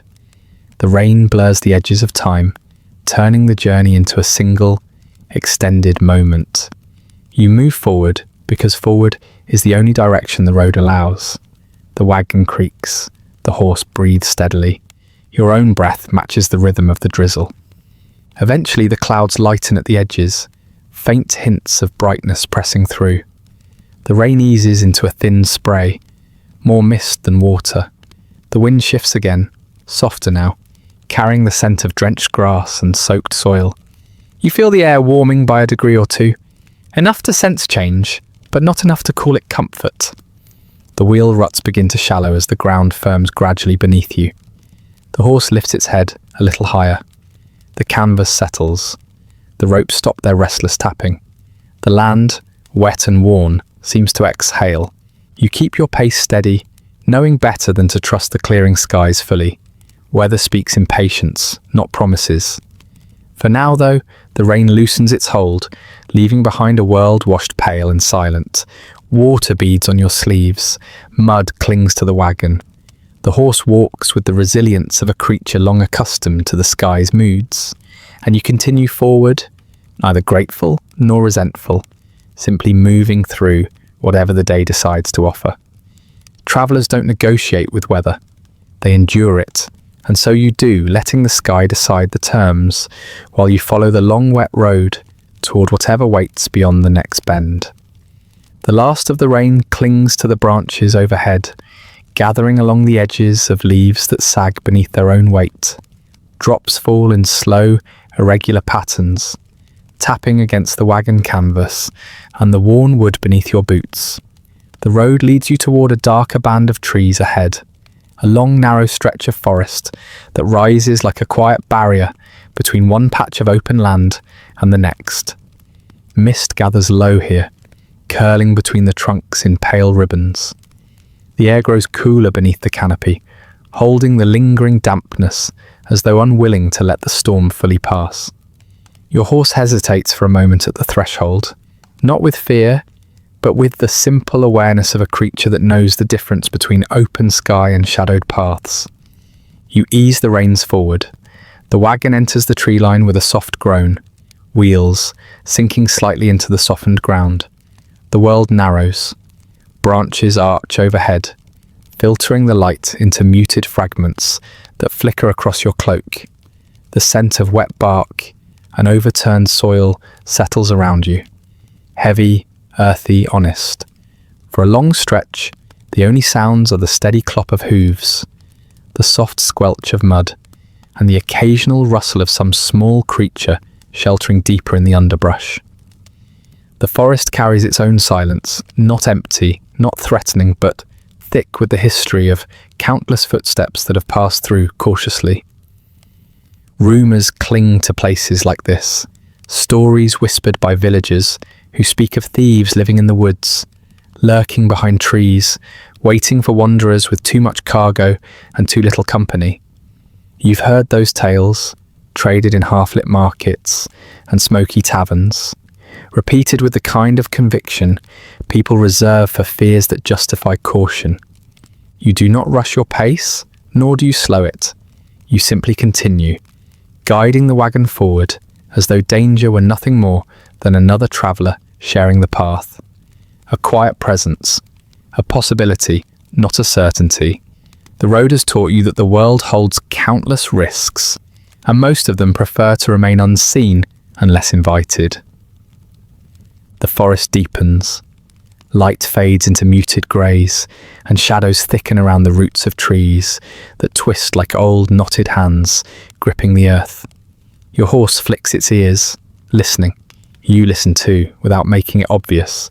Not because you expect trouble, but because silence can reveal as much as sound. A branch snaps somewhere off to your left, not sharply, just enough to send a faint ripple across the stillness. The horse pauses mid-step, weighing the sound. You rest your hand gently against its neck, not urging it forward immediately. The moment stretches light as breath. Then another drop of water falls from a branch overhead, landing with an exaggerated plop against your sleeve. The horse exhales a long, steady huff, and the tension dissolves. You continue onward. You've travelled enough to know that forests carry noises like this. Harmless, ambiguous, often more weather than warning. Yet you keep your eyes open, your posture loose, ready in the way travellers must always be ready when surrounded by thick trees and older stories. A fallen log lies ahead, half swallowed by moss and mushrooms. You guide the horse around it carefully. The wheels slide once, catching on a hidden rock, before finding the path again. A raven watches you from a low branch, its feathers slick from rain. It tilts its head slowly, as though studying whether you might drop something interesting. You don't. It loses interest and flutters deeper into the trees, wings whispering through the quiet. Another stretch of road curves gently to the right, following the natural bend of the land. A small stream crosses beneath the path here, water trickling over stones, exposed by years of erosion. The sound is soft, a narrow ribbon of movement cutting through the heavy air. You let your horse pause to drink, its muzzle dipping into the clear water. You listen again, though you pretend not to. A crow calls in the distance, sharp but not alarming. Just a voice carrying news to no one in particular. The path ahead narrows further, squeezed between tall trunks. You sit straighter, subtly shifting the weight of your cloak to keep a hand free. Not tense, simply mindful. Weather can shape your fortune, but so can places like this, where footsteps echo differently depending on who made them. The underbrush shifts once, then again. Hushed movement, leaves stirring. But you do not turn your head. You keep your gaze on the road, letting the wagon move at its natural pace. The sound fades, swallowed by damp ferns and low branches. Another traveller might be unsettled by a forest like this, imagining every shadow as a threat. You've learned that most dangers grow larger when you stare directly at them. Better to acknowledge their presence lightly, like a passing breeze, like a stray thought, without offering them the satisfaction of focus. A squirrel darts across the road ahead, its tail flicking like a wet brushstroke in the air. It disappears into the roots of a tree, chattering once, as if complaining about the weather. The mundanity of it steadies the moment. You continue. The deeper you go, the more the forest seems to close in around you, though not in a harmful way. More like a story being told in hushed tones, leaning closer so you don't miss a single whispered detail. Light filters through in narrow beams, catching droplets, still clinging to leaves. They glimmer briefly before falling, marking time in delicate intervals. The air grows colder. Your breath becomes visible again, rising in faint threads. The horse snorts, shaking its mane. The wagon creaks in a slow rhythm, its wheels carving shallow grooves in the softened ground. A rustle ahead draws your attention. Not loud but deliberate. You keep your movements subtle as you look forward. Not with alarm, just with the awareness of someone who has travelled long enough to respect the possibility of company. Two figures appear on the path, just far enough that their shapes blend slightly into the dimness beneath the trees. They stand still for a moment, watching, not approaching, not hiding. The horse slows instinctively. You hold the reins lightly, offering neither invitation nor retreat. When the figures finally move, the steps are measured. They emerge from the shadow as two men carrying bundles of sticks on their backs, likely gatherers from a nearby settlement. Their clothes are patched, their boots worn. Their expressions hold caution, but not hostility. They nod at you as they pass, careful to keep to the side of the road. You return the gesture. For a moment, their eyes linger on your wagon, assessing the goods beneath the canvas, weighing possibility. But they move on, disappearing into the trees behind you. Your horse resumes its pace. The forest breathes again. Another long stretch passes in near silence. Occasionally a distant noise. A snapped twig, a shifting branch. Reminds you that the woods are never truly still. Life moves quietly out here, cautious by necessity, shaped by centuries of stories about thieves and wanderers, ghosts and soldiers, wolves and men pretending to be wolves. You pull the cloak tighter around you as the temperature dips again. The dampness settles deeper into your sleeves. A thin mist lingers just above the road, curling gently at the edges like old parchment, left too long in the cold. When the road ahead finally widens, the trees begin to thin. Light returns in pale, hesitant fragments. The forest gives way, the way a door slowly swings open, the shift gradual, almost reluctant.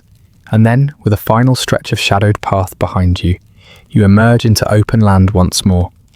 You breathe in the wider air, tasting a hint of sun behind the clouds. The horse shakes out its mane and steps forward with something like relief. The wagon settles into a more familiar rhythm as the ground firms. The trees recede. The stories whispered between them stay behind, carried by wind and memory. You do not look back. Danger walked beside you for a while. Quiet, shapeless, patient, but it never reached for you. Some things remain content to stay in the periphery, and so you continue on, carried by the same slow pull of the road, leaving the forest's silence to the next traveller who pretends not to notice the way shadows listen. The trees thin one by one until they resemble tired sentries relinquishing their posts. The air feels lighter the moment the canopy gives way to an open stretch of sky, washed in the pale glow of early evening. The last remnants of mist unwind from the road, drifting harmlessly into the fields. Your horse steps with more confidence now, grateful for ground that no longer shifts beneath its hooves. The wagon follows, its weight settling comfortably as the path widens. Ahead, the land unfurls into gentle slopes, dotted with low stone walls and patches of cultivated earth. Smoke rises from a cluster of roofs in the distance, thin trails curling upward, tinted gold by the sinking sun. You guide the wagon toward the faint signs of life, letting the familiar pull of a settlement shape your path. The quiet changes as you approach, shifting from silence to something livelier. There's movement near the edge of the village, shapes drifting between shadows, voices floating lightly on the wind. Not the strained tone of daily labour, and not the harsh cheer of drunken revelry. Something softer, something communal. You draw closer, and the scent reaches you first. Smoke mingled with herbs, bread warming over fire, meat seasoned in ways that suggest more care than necessity usually allows. The breeze carries laughter too, not loud but warm and unburdened, woven through the rustle of leaves and the clatter of simple instruments. You slow the wagon without deciding to. The horse pauses of its own accord, ears flicking toward the sound of a drum, tapping a steady, worn rhythm. The road here dips slightly before curving into a small clearing where the villagers have gathered. Lanterns hang from tree branches and rough posts, their glow spreading in trembling halos across the uneven ground. A long wooden table sits at the centre, covered in dishes that look mismatched but plentiful. People stand shoulder to shoulder around it, men in faded tunics, women with rolled sleeves and flour on their hands, children darting between legs with the unrestrained energy of those too young to understand fatigue. Some hold cups, others hold plates, a few hold nothing at all, but seem just as content. No one explains what the feast is for, and no one appears to feel obligated to. You watch from the edge for a moment, uncertain whether you should approach or move on quietly. Before you decide, a middle-aged woman with a round face and a braid coiled like rope over her shoulder spots you. Her expression brightens in an uncomplicated way, the kind of welcome that doesn't ask for introductions. She waves you closer, calling something over the hum of voices. You can't quite make out her words, but her tone leaves little room for refusal. A few villagers turn to look, not sharply, not suspiciously, but with the mild curiosity people reserve for wandering strangers who stumble into local celebrations without meaning to. You guide the horse toward a patch of open ground near a fence and dismount. The woman approaches with a wooden plate already in hand. She thrusts it toward you insistently, as though offering not a meal, but a simple fact you're expected to accept. The plate holds warm bread, a slice of roasted root vegetable, and a cut of meat browned unevenly but aromatic. You try to decline politely, out of habit more than principle, but she insists with a look that suggests the matter is settled long before you opened your mouth. A man approaches next, handing you a cup filled with something dark and steaming. Whatever it is, it smells strongly of herbs and honey. You hold both cup and plate awkwardly until someone gestures toward an open spot near a small fire. You make your way there slowly, feeling the strange mix of gratitude and faint embarrassment that comes whenever kindness arrives without negotiation. The fire is small but lively, flames crackling softly, sparks drifting upward and fading before they reach the branches above. You lower yourself onto a rough-hewn log and take your first bite. The bread is dense, slightly burnt on one side, but warm enough to soothe the cold still clinging to your fingers. The meat is tougher than it looks, yet flavourful, soaked in whatever spices were available. You've eaten far worse meals in far less welcoming places. Around you, the feast continues with a kind of structured chaos. People pass bowls from hand to hand, add logs to the fire, refill cups, and call out to neighbours across the clearing. Their conversations weave through the air, bits about harvests, about lost sheep, about a new child born earlier that week. Nothing dramatic, nothing heavy, just the daily fabric of their lives, stretched gently into celebration. A young boy approaches timidly, eyes fixed on your wagon. He asks, in a voice barely above wind, whether you're a merchant. You nod. His face brightens with the kind of excitement only children still feel at the idea of distant roads and unknown towns. He asks if you've ever seen the ocean. You shake your head. He seems both disappointed and relieved, as though confirming the ocean remains a distant dream, untouched by the dust of your wheels. His mother calls him back, and he wanders off reluctantly, glancing over his shoulder a final time before disappearing into the chatter of the gathering. Two older men sit near the fire, cups in hand, discussing something with great seriousness. The weather, perhaps, or the price of barley, or an argument between neighbours that everyone else has already forgotten. They include you in their conversation without asking your opinion directly, letting you nod or shrug when necessary. Their words drift together like smoke, slow, curling, unhurried. A woman sets a plate of dried apples beside you. Another hands out small pieces of sweet cake made from oats and honey. You accept each offering not because hunger demands it, but because refusing would feel like closing your hands to warmth freely offered. As the evening deepens, the lanterns glow brighter against the darkening sky.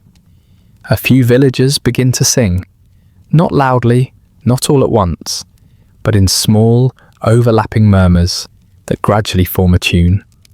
The melody rises and falls unevenly, shaped by untrained voices, yet it carries a sincerity that feels heavier than pitch or rhythm. Your horse grazes contentedly by the fence, tail swaying gently. The wagon stands nearby, its silhouette softened by the fire's glow, no longer burdened with the weight of suspicion or haste. For a brief moment, the world seems to narrow to this patch of ground. One fire, one gathering, one unexpected invitation at the end of a long, slow day. Someone asks where you're heading next. You answer vaguely because places blur on the road, and because the question is rarely asked with expectation of precision. The man nods thoughtfully, as if your answer confirms something he already suspected. Another villager asks whether you've heard any news from the northern towns. You offer what little you know, a delayed harvest, a travelling physician, a rumour about wolves moving closer to farmland.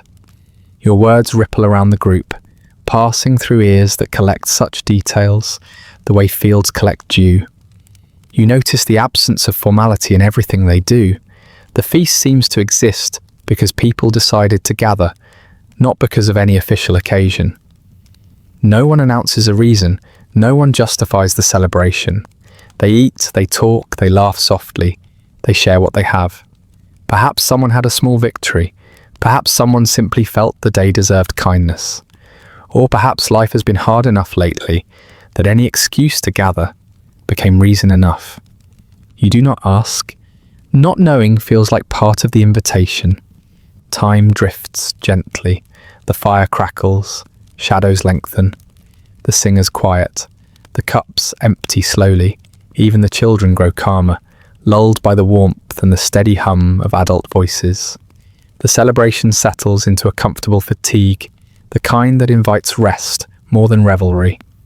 As the night deepens further, villagers begin to drift back toward their homes in small groups. A few offer you spare blankets or gestures, suggesting you stay near the fire if you prefer the open air. You thank them with a nod, touched by the uncomplicated generosity of people who expect nothing in return. When the clearing grows quiet, you rise, setting your empty cup and plate on the edge of the table. The fire burns low now, its glow gentle and steady. You walk back toward your wagon, brushing a hand along the horse's mane, feeling its steady warmth in the cool night air.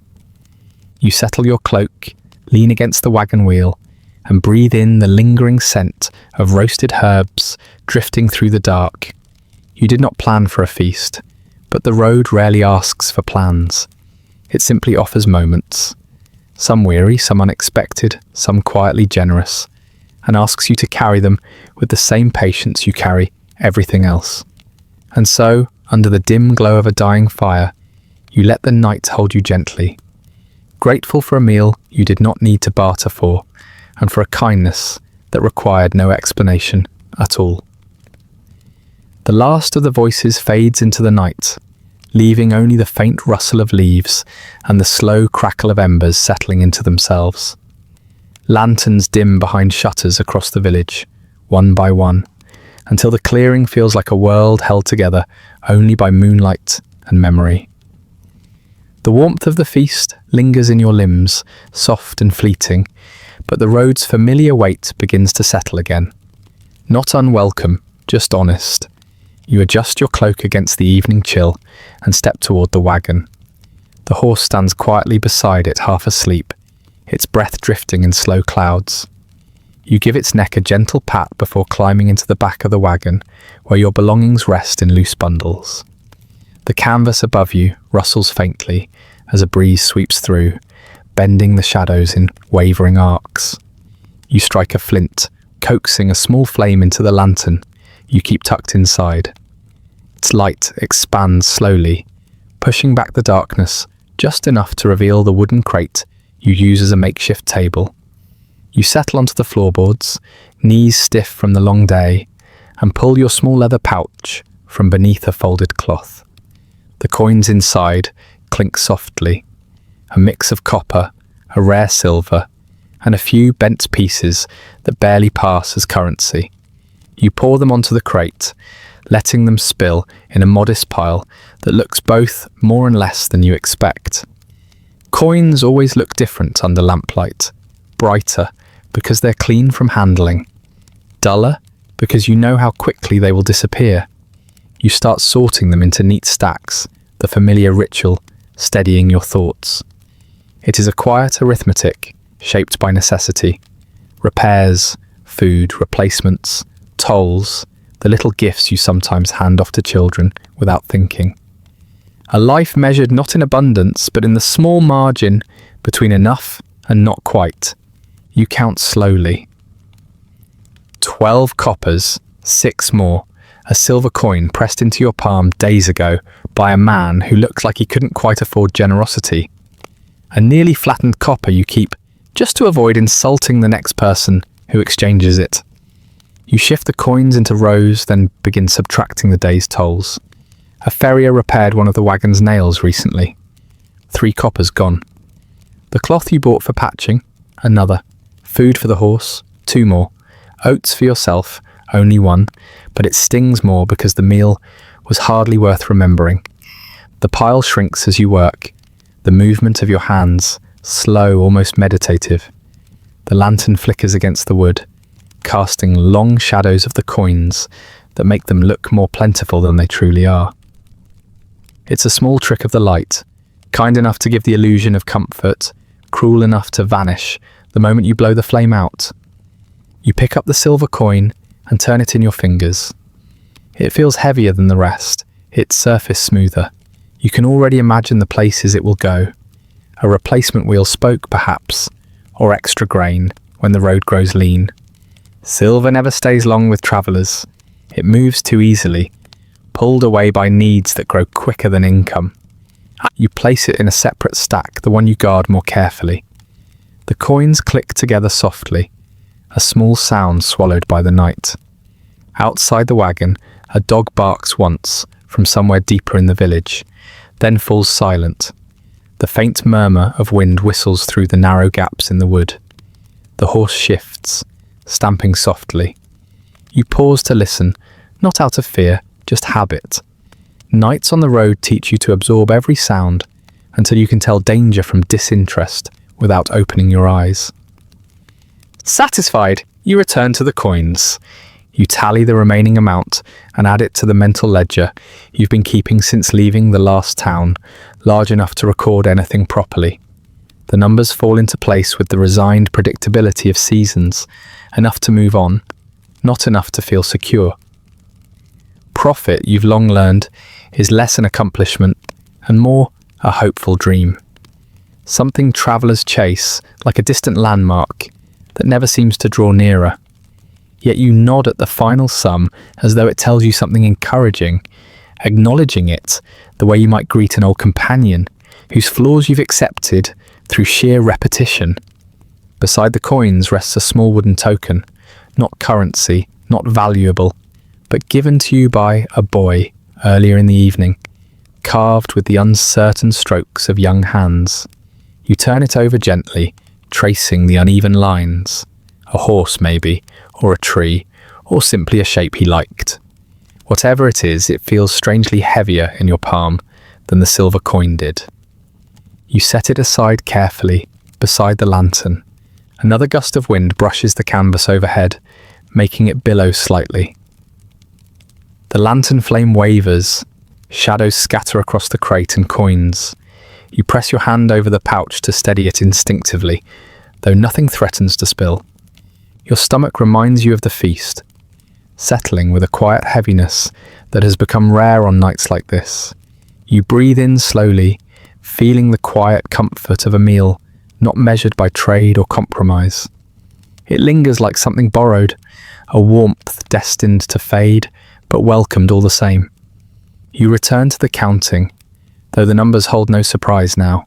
You consider the repairs the wagon will need soon enough. The tightening of the front wheel, the stitching on the old blanket, the piece of leather that's beginning to wear thin near the horse's reins.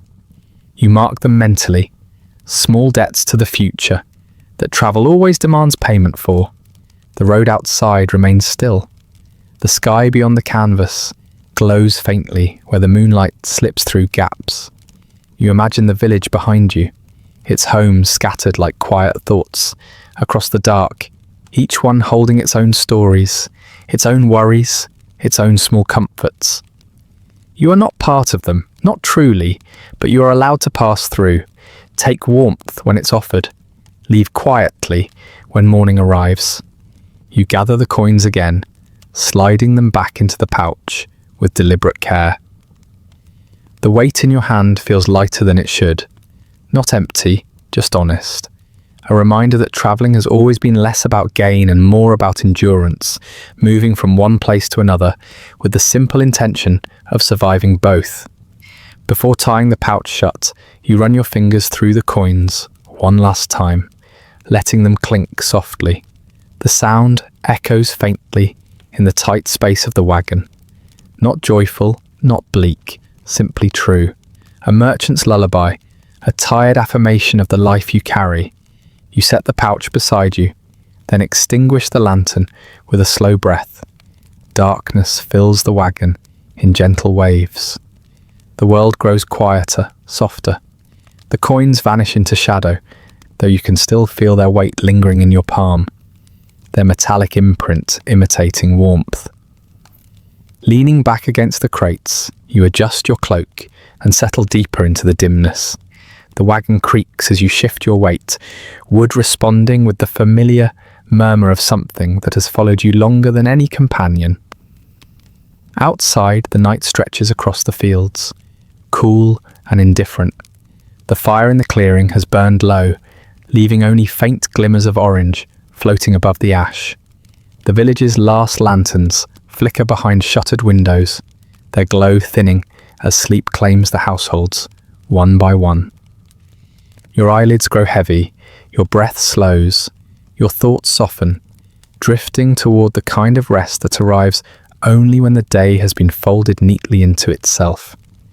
The coins rest quietly in their pouch, patient in their smallness, ready to be spent on whatever tomorrow demands. You accept this with the same weary understanding that shapes every mile of your life, that the road rarely rewards you richly, but it always asks you to continue.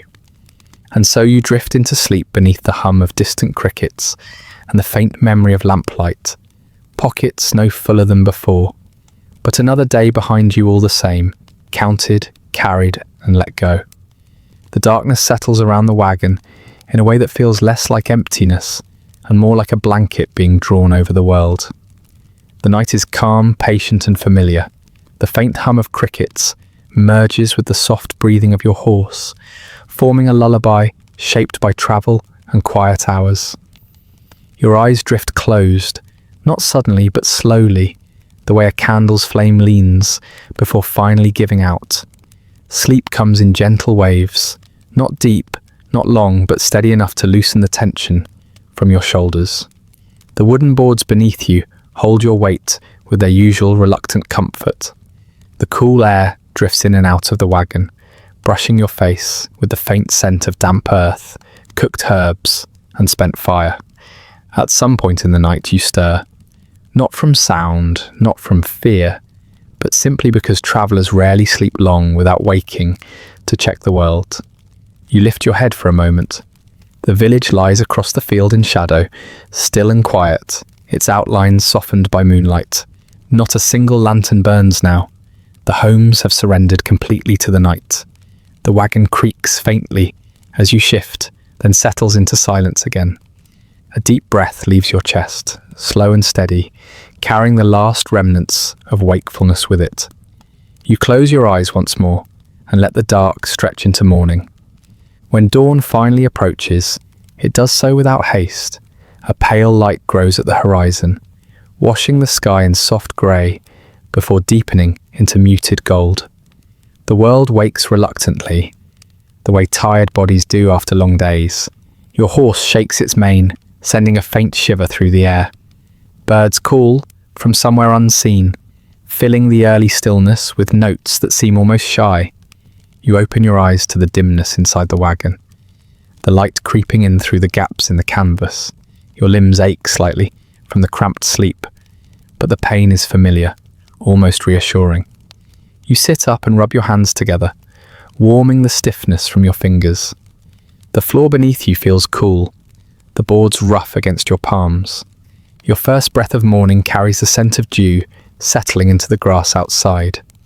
You push aside the canvas flap and step down, landing on soil softened by night's moisture. The air is cool enough to catch in your throat for a moment before settling. You inhale again, more slowly, letting the freshness expand through your chest. The clearing around you is quiet, touched by the faint glow of sunrise. The remnants of last night's fire have gone completely cold, reduced to pale ash.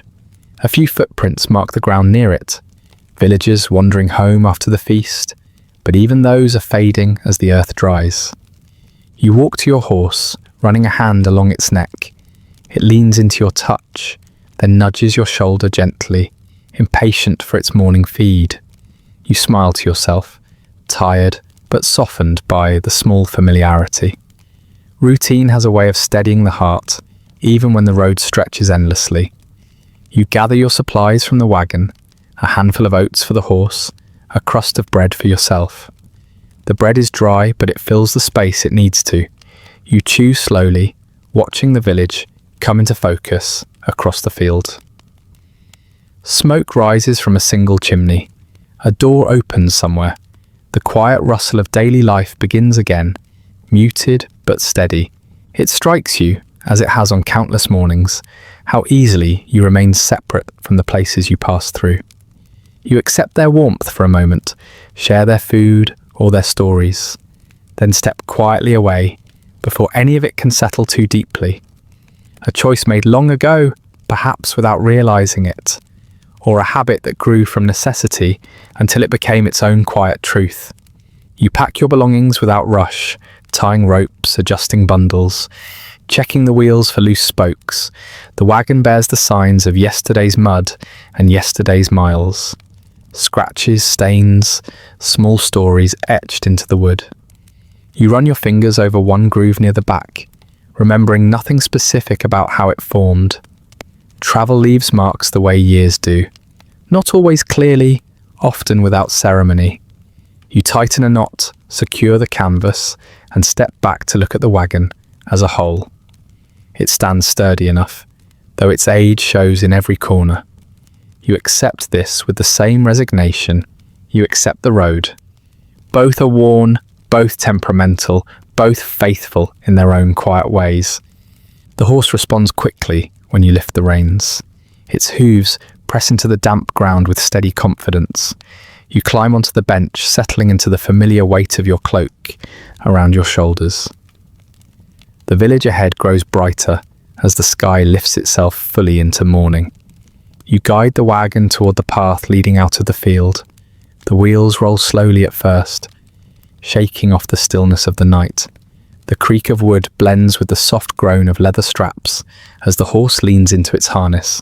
A villager notices you in passing, a woman from the feast, her apron dusted with flour already. She offers a nod, warm but brief.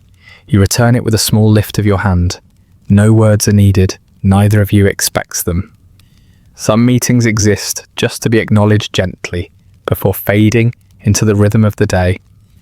As you near the outskirts of the village, the houses thin out. The road becomes visible again, stretching across the land in a long, patient line. It looks almost golden in the morning light, damp stones glinting beneath the sun's first real effort of the day. You pause the wagon for a moment, letting the horse rest as you take in the sight. The miles ahead lie quiet and indifferent, waiting without expectation. Nothing demands you walk them, and yet you know you will. You've lived enough days on the road to recognize the peculiar peace it offers. Not comfort, not certainty, just the steady truth of movement. Forward, always forward, even when the destination is nothing more than another cluster of homes, another market, another place to trade and sleep and leave behind. You think of the coins in your pouch, the lamplit counting, the familiar arithmetic of survival. You think of the feast shared freely the night before. You think of the travellers met along the road, the whispers in the woods, the rain that soaked your sleeves, the stories spoken beside tavern lanterns. None of it changes your path, yet all of it shapes the way you step into the next mile. You lift the reins gently. The horse shifts, then steps forward. The wagon follows, rolling over the first stones of the new day's journey. You fall into the rhythm easily. The slow sway of the wheels, the steady thud of hooves, the long exhale of morning air carrying you deeper into the land. The road curves ahead through fields brushed with early light. Birds drift across the sky in uneven lines. A distant farmhouse glows softly against the horizon. Somewhere farther beyond, other towns wait. Other strangers, other quiet dangers, other small kindnesses offered without reason. The path does not promise safety or reward. It does not promise comfort or change. It offers only itself. A long stretch of earth worn thin by countless travellers who came before you and will come long after. And you accept this, with a weariness shaped more by understanding than exhaustion.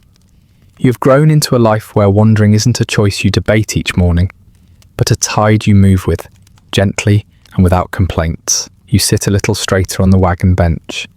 You breathe in the cool air of a new day. You let the weight of the miles behind you settle somewhere soft inside your memory.